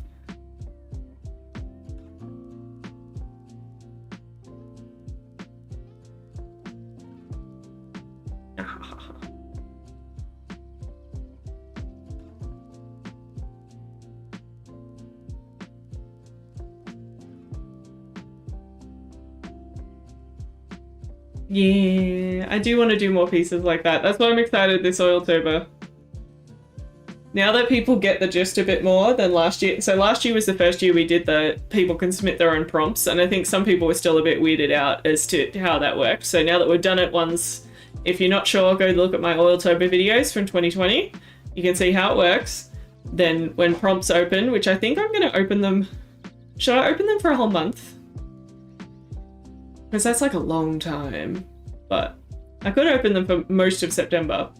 And then people can just give me heaps. And that way then I'll have a bowl full, which would be great. Oh, if it's at work, don't stress. Don't stress. Yeah. We were going to ask if we could possibly borrow it for Saturday when we're going to this house auction inspection thingy. But it's not that important. I don't want you going into work just for that. But thank you anyway. Oh, you just got back from work. Hi, Jack! How was work? I hope it was nice and chill for you after the eventful morning. Morning? Lunchtime.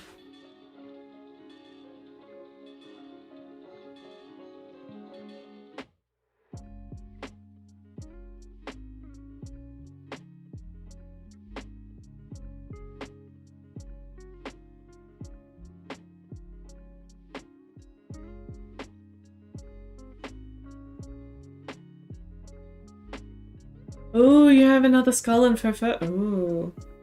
I don't know about faux fur. I don't know if I could paint fake fur. Right. Oh, maybe that's the challenge. I've never tried to paint fake fur. Like, drapery fur. I've only painted, like, live animals. Like, from photos. I don't know about fur. Skulls, absolutely. You know I'm a skulls girl. Any skull, any day. Yeah, sure. 100% my jam. Fake fur, I don't know. I don't know. I don't know. We shall see. But yes, when prompts open, you can send me just about anything.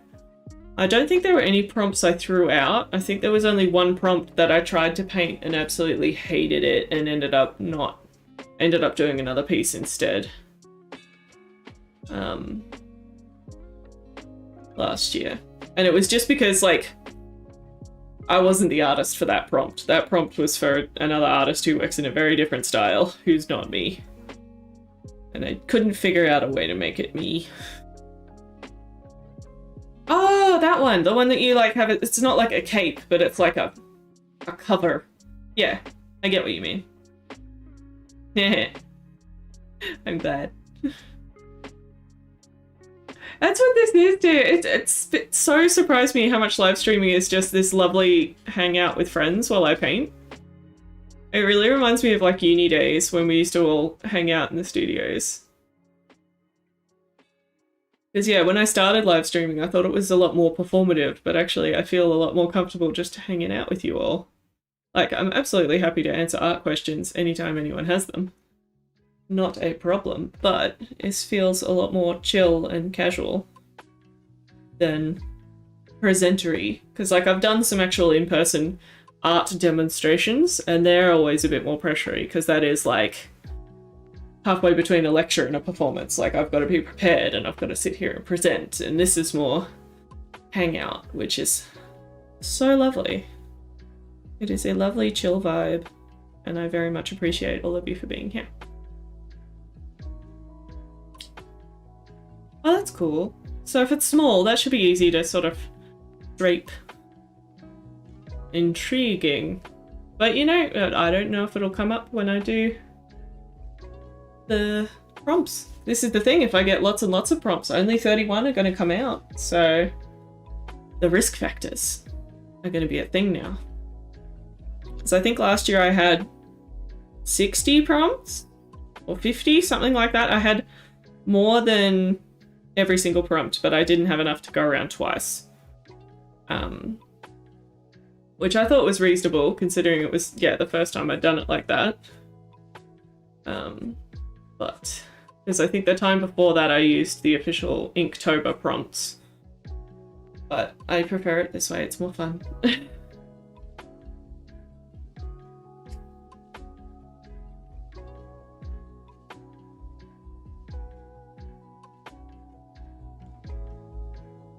think it's more fun because I love seeing who suggests what. And I love that you guys know what sort of artwork I do, and sometimes it works for that, and sometimes it's just completely out of left field, challenging. Keeps me on my toes. My office assistant has decided to sit with the father tonight. She was playing with a squeaky toy literally the second we started streaming. And then that was quickly either got bored of, or got tired, or got taken away. And has since, yeah, she's chilled out. She is adorable though. Earlier today she was sleeping behind me on the cushion. So I've got like a, you can kind of see it just there next to me, the blue cushion thing. It's an actual adult trundle bed mattress, but she loves it. So she gets to sleep on that now. Granted, it makes it very hard for me to put all my chair in and out, but you know, the dogs, you do everything for them. Because they're beautiful. But no, she's going on an excursion tomorrow. She's going to her auntie's and uncle's houses. Oh, thank you so much, Kimberly. This is kind of different colours for me, I was saying earlier, because this is like a dawn theme to go with another painting that I finished, which is that one, which was dusk. So between dusk and dawn, it's two very similar but very different colour schemes. Oh, thank you! You're Dee's friend! Yay! Thank you so much for joining! How are you tonight? I hope you had a good day. There. Sorry, dog hairs. And my paintbrush. Not ideal. Thank you so much for joining us over here on YouTube. We're just chilling while painting. And yeah, this is my second layer. Well, third layer. The first layer was the cloudscape. The second layer was a block in of the portrait. And then this is my third layer. So second layer on the portrait. Yee.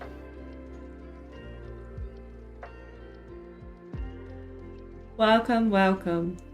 We've been chatting desserts in here. And all the things. Oh, you're painting a nail set. Pretty. Pretty and tiny and complicated. Oh, that's exciting. What colours are we inspired by this evening? Yeah, we definitely do that. Yeah. More art, more creativity, all the things. Yes, I agree. I agree wholeheartedly. You know what's better than artists and cool chill times? Is more artists and more cool chill times. We're hoarders. I think the tiniest I've ever painted is I painted on a matchbook once, so I think nails would freak me out because that's so tiny. But nail art is very impressive. Purple blobby abstract vibes. Ooh, that sounds cool. Kim, we've got a Discord in the description below, and there's a section where you can post whatever artwork you're working on. So if you want to, you are more than welcome to post cute pictures of cool nails for us all to perv on later. If you want to. I made the Discord just recently as a cool place to do links, because if I talk about stuff on stream, I want to be able to... Well, I'm allowed to hoard people, Jess. I'm not creepy, I'm an artist. It's justified. It comes with artistic license, right? Is that... I'm not creepy, I'm just artistic? Yeah.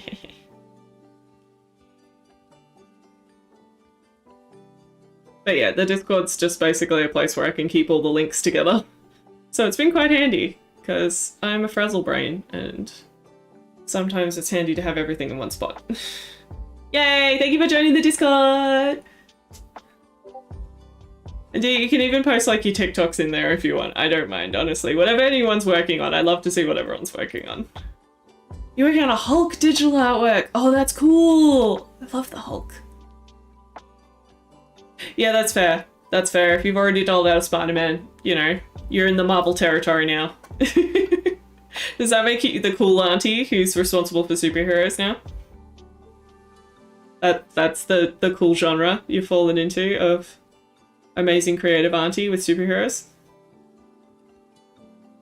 I wish I had a cool auntie who did superheroes.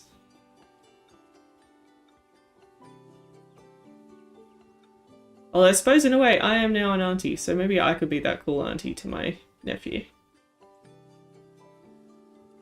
Although he's just obsessed with cars and I do not like painting cars. Not my thing. Yes, content creation is also art. Backed it up. Backed it up. Ha! I like it. Oh, you're the cool auntie. Yes, artistic, tattooed, pink head, everything good. Yes, you're definitely the cool auntie. Oh, am I the cool auntie, Sarah? You're the cool auntie. I'm definitely the face paint auntie. I can whip out the face paints, no problem. But you're the one who actually understands children. That's why Arlo likes you. I am just the weird one, and he gives me the face of like, eh? He might like me better when he's older and when he wants pictures of, you know, I don't know, Bluey? I could draw a Bluey. Maybe? I still think he likes the car better than he likes the actual characters in that show, though. Alright, I need to switch to a smaller paintbrush if we're going to work on the face, I think. Bit of cheek first. So basically today we've done all this shoulder work. We've gone around the background. Now we need to get into the face, where I just need to make adjustments, mainly the eyes. The likeness is just not quite there in the eyes, and I've sort of made them smaller progressively just by painting around them too much. So this is where I need to just grow them out again a little bit. But we're getting there. I was feeling tired before, but I'm a bit re-energized. Every time new people come into chat, I feel like I get re-energized a little bit. Maybe it's just like that natural adrenaline of saying hi to people. Busy button. Meaning fruit tingles. Okay.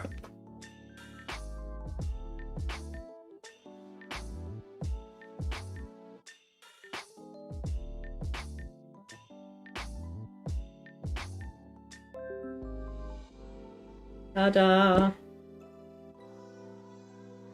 There is a lot of pink in this one. I do love pink. Pink is the best.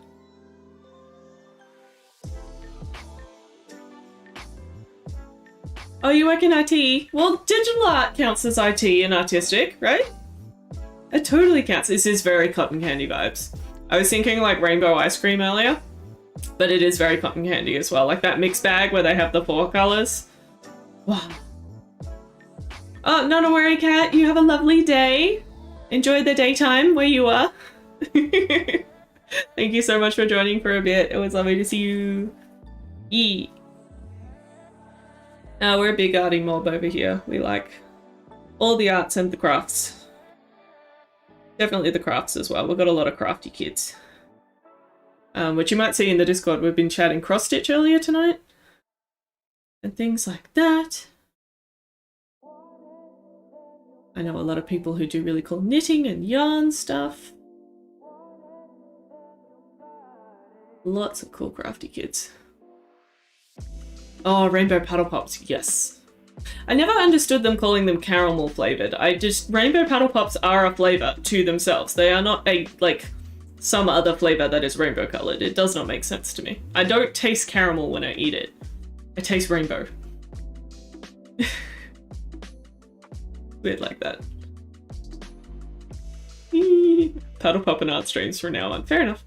If you want to provide the paddle pops, I'm totally down for that. Also banana paddle pops. the shiz. And even chocolate paddle pops. I'm not big on chocolate ice cream, but chocolate paddle pops are great. They do it. They do it good. Alright, we've got a smaller brush now. Now, I was saying earlier, my challenge with this is the fact that the section with the eyes is meant to be as dark as the hair. And I'm getting kind of weirded out by that. I'm going to just see if I can put the palette on the easel. Give me 1 sec, I'm going to do a quick reshuffle. Just because now I'm going to have to use my mouth stick to lean. Put that up here. Gonna sit happy, or do you need tape? I'm gonna use tape. Okay. Sometimes I don't trust my palette to sit there, so I can tape it.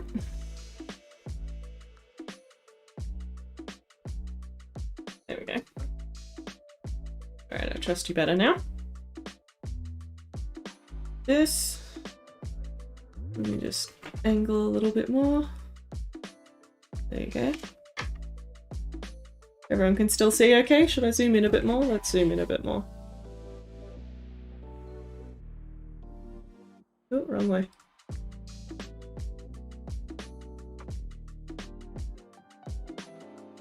Let's do that.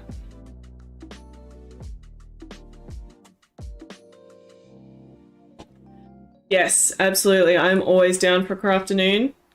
Crafternoons are lovely. I was saying before, in October, I do a painting a day project called Oiltober. Yeah, the white paint is still stringy. It's gross. I am severely considering buying the old brand that I used to have, even though now I have a whole tube of the stupid stringy white paint, which is pain. But I also should email the company and be all like, it's stringy, why? In case they're all like, this is not normal. Send it back to us. So, I just haven't put the work into that yet. Sorry, we were talking about crafternoons. Crafternoons, yes. So in October, I do a painting a day project called Oiltober, very similar to Inktober, the drawing challenge. Yeah, so I'm always down for a crafternoon or something when I'm doing that because I am automatically making a small artwork a day. And I have a portable paint easel that I can take around with me. So this is actually a second layer. So I'm currently, everything but this center section of the face is wet, just simply because I've been painting for, what, 2.5 hours now. But I'm painting onto a dry layer. So this one in particular, I have left it after I've blocked in most of the colours to dry, so then I can go over the top and it doesn't mix and it doesn't blend. So this one's a bit more planned. There's definitely sort of, I've paint in Alla Prima a whole bunch. Those Oiltober ones that I do are Alla Prima all in one layer. And a lot of the time it's just about the pressure that you use with your brush. You don't need to use a lot of pressure. And the more pressure you use, the more likely your colours are to mix. The other thing I find is if you paint on canvas all the time, canvas forces you to use more pressure, and then you sort of inadvertently start mixing your colours more. So I highly recommend, if that's something that frustrates you, paint on primed paper, so paper with gesso on it, or wood, or things like that that are a bit of a smoother surface where the pressure of the brush, you can really feel it, and you're not forced to push really hard, which makes everything squish, squish, squish. D, I'm down for a board games feast paint, like, so bad. If we could do like a weird outdoor version, or like in a restaurant at the moment, that's the only way we could do it at the moment, but oh my god. I am down for that vibe. I miss you guys. I miss hanging out in person. Like, we shouldn't whinge too hard in here because we've got some beautiful, lovely Sydney Sider people with us who sadly are in the tough spot we were in last year. We know they will get through it, but we also know it is a shit time. So, with respect, I say these things.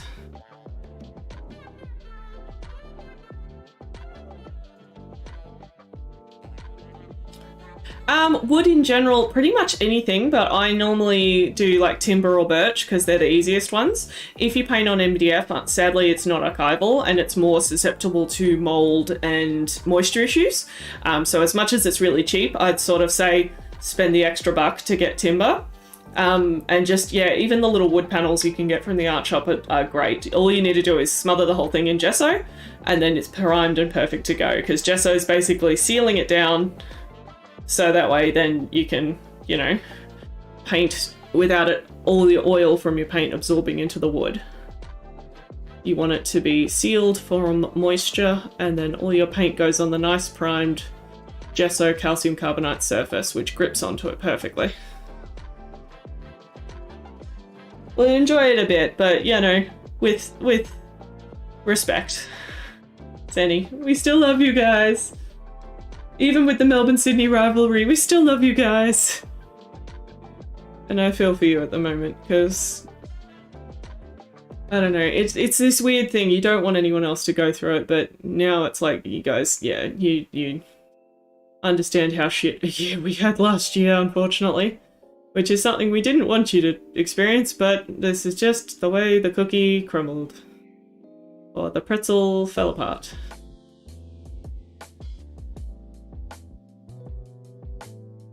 Tis a stinky thing. Painting in the park? Yes, as long as it doesn't rain. Because rain and oil paint aren't friends. Or rather, it sort of beads up on top of the oil paint and then it makes your brushes go weird, and it's just not a fun time. But, yeah. Picnic and craft in the park does sound really great, actually. I'd be down for that. Aw, Adelaide's not allowed to like Melbourne? I like Adelaide. I had a lovely time when I went over there 2 years ago. I went over and did a 5-day painting course, and I stayed in like the artsy area to the north, and it was really nice. Why doesn't Adelaide like Melbourne? That's mean. I like Adelaide. I think Adelaide would be my, like, third choice in Australia. I sort of go Melbourne, then Tassie, then Adelaide. But that's only because I have a love affair with Tassie for many reasons. Not excluding the fact that my husband and I got engaged and then married in Tassie. Love Tassie. Melbourne stole the Grand Prix from Adelaide. I mean, if it was up to me, you could have it back. I don't really care about the Grand Prix. Like, seized chocolate. Oh, wait. I mixed that up. I accidentally mixed gouache and oils together once. Ooh! Yeah, that would be a weird texture. Like, if you paint oils over gouache, that's a fine time. That's no problem. But mixed together, that's a bit... There you go, 2 votes for take the Grand Prix back. Okay. You can have it. 3 votes! 3 votes! You can have the Grand Prix. I don't care. It's just a noisy day in the city once a year. Like, Don't know why we needed that.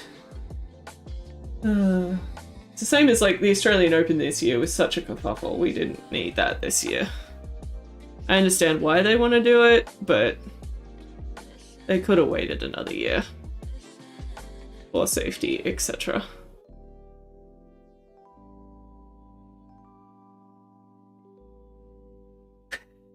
Yeah, I don't think this is the stream for Zoomy car people. I do apologise. That's fair. Adelaide, Queensland, and Sydney, that's a combo. That's almost like the opposite combo of my Melbourne, Tassie, Adelaide. What made the change from Adelaide to Queensland and Queensland to Sydney? Was it all for work or preferences? I know a lot of people who move to Queensland for the weather. And family and things like that, because a lot of the time your family moves to Queensland for the weather and then the siblings sort of follow, or the children follow, which is interesting in itself. But I do know a lot of people are moving at the moment just because they want to be near their families after everything that's gone down, and I totally feel for that. If my family, like one of my siblings is in New Zealand, and I actually went to New Zealand in May for 3 days, because that's all we could do, and it was fucking worth it. Like, a 3-day trip overseas just to see her was 100% worth it. I wish it was longer, but now that we're locked down again and they've ruined the bubble again, I'm just like, heck, I'm so glad I went when I went. Born in Adelaide, family moved to Queensland. Ah, there you go. And then you moved to Sydney. Okay. So the Sydney was your choice and the Queensland wasn't, per se. Interesting. So if you're only in Adelaide until you were 11, you still feel really tied to Adelaide? That's interesting. I suppose Adelaide would be kind of pure and wonderful if it was your childhood home. I really like the vibe in Adelaide. They had really good, like, busy without being chaotic vibes. And because we were staying in, like, the artsy area, it was quite lovely. There were lots of cafes and stuff, and it was, like, very Melbourne in a weird way. It was Adelaide, but it was comfy. It wasn't alien. You just like to joke about rivalries. Oh, that's fair. You wouldn't live in Adelaide again? Oh. But what if the Grand Prix was there? Does that change your mind? Now that makes sense. If we stole the Grand Prix from you guys, I understand that would be a rivalry thing. We have all sorts of weird rivalries with Sydney, but most of it is summed up in Jimmy Ree's videos.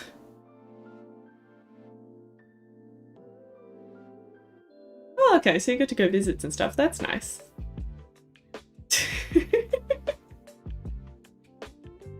Oh, I love seeing you guys react in chat. Oh, it's fun.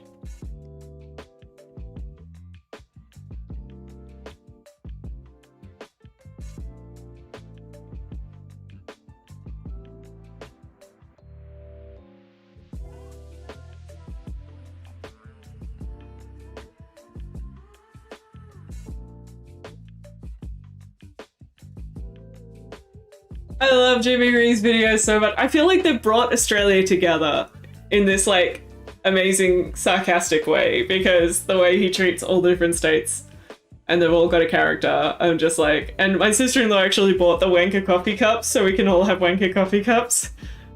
Oh, I can't wait for them to come. I'm gonna have my caffeine in them.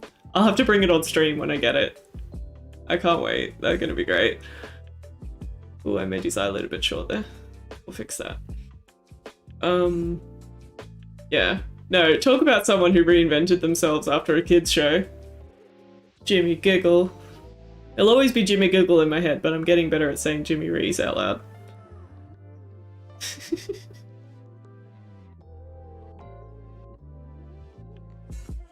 I really appreciate that he's getting lots of, like, merch deals and stuff now. I feel like he's like our version of How To Dad from New Zealand, where he's like wholesome family comedian vibes, which is really cute and nice.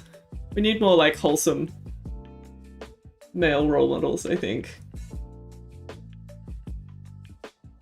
And he just seems to hit the nail on the head with the sarcasm vibes.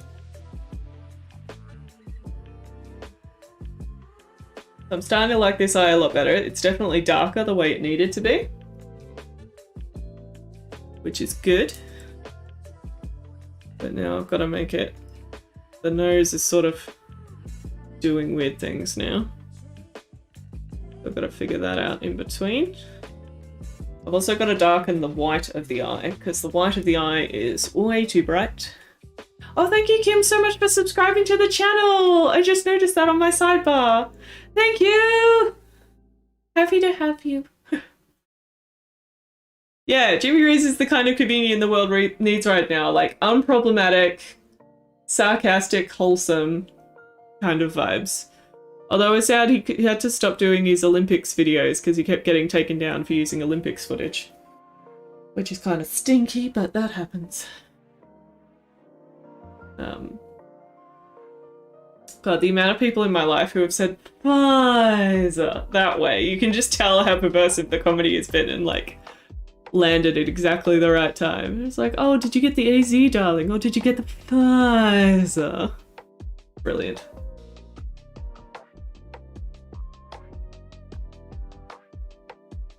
Oh, love it. And actually, he hasn't come out with a new part in a while. I feel like he's due. What are we up to part 30 yet? Or close to?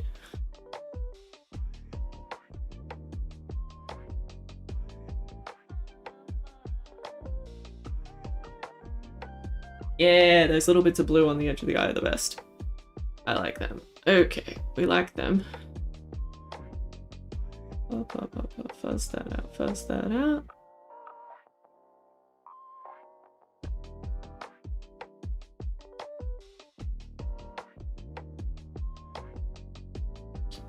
We're going to buff up the eyebrow in a minute because that sort of disappeared into everything around itself.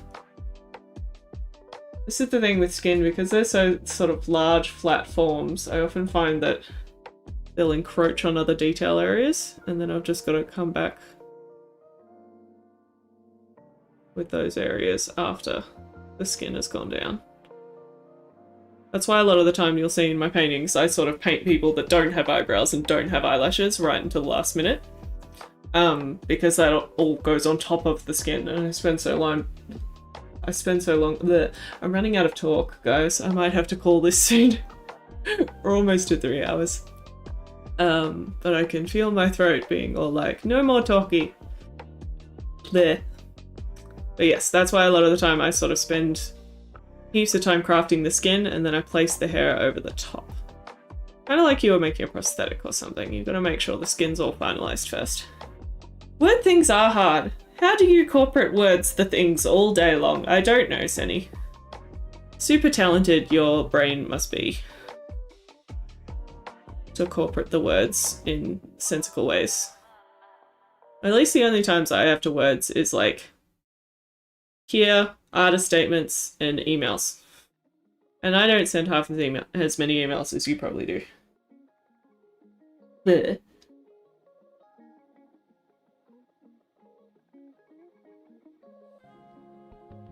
That's what I get for not topping up the caffeine this evening, but I did want to sleep. I did mention that earlier, that tonight I decided sleep is good. That's because I had a long day, and I've got a reasonably long day tomorrow, so sleep is important.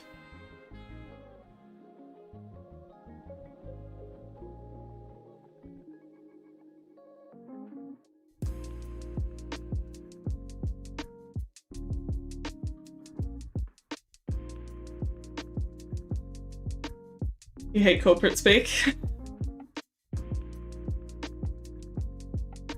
Oh, so systems corporate and wanky corporate are different kinds of corporate? Sleep is very good, that is very true. See, I can retail speak, but retail speak you can get away with a lot of less wanky. Depends on who your retail customer it is, but retail speak you can sort of do in your sleep a little bit. Unless the customer's a dick. Sarah knows. If Sarah's still here, she's the queen of retail speak. She's got it down pat. I am a lazy retail speaker compared to her. She's the queen.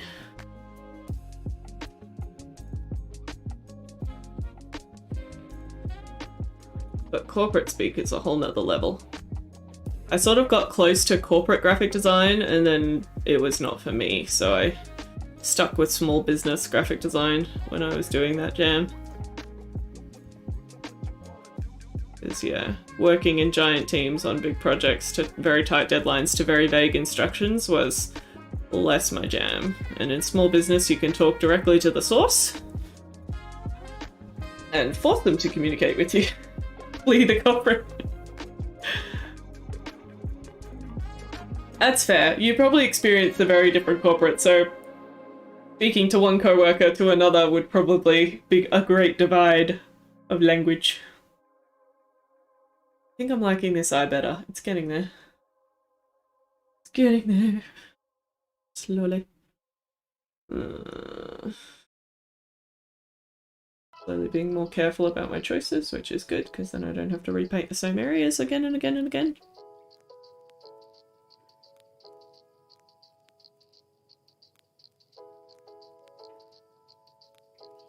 Need to darken that a little bit.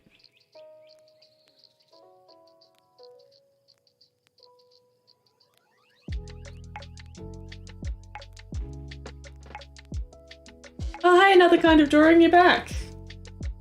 Welcome back. Hey.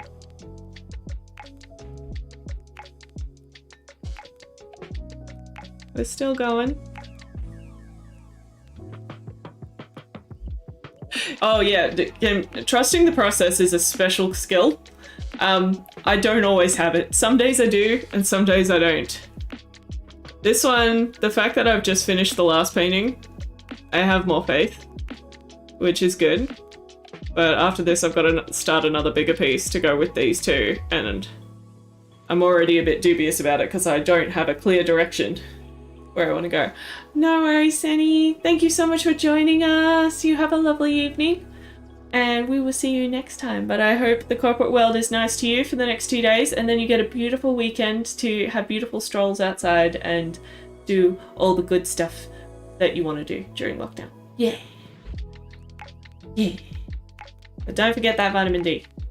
It's important. Important for you and Pumpkin. But have a good night.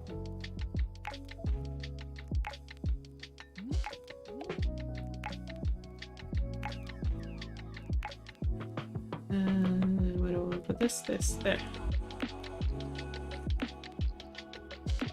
Just doing a little bit of highlighting. I think I might leave the second eye and I'll do that tomorrow.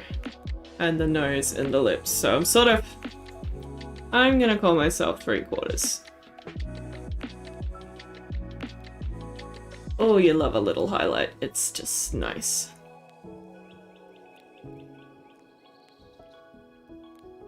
As nice as nice as nice.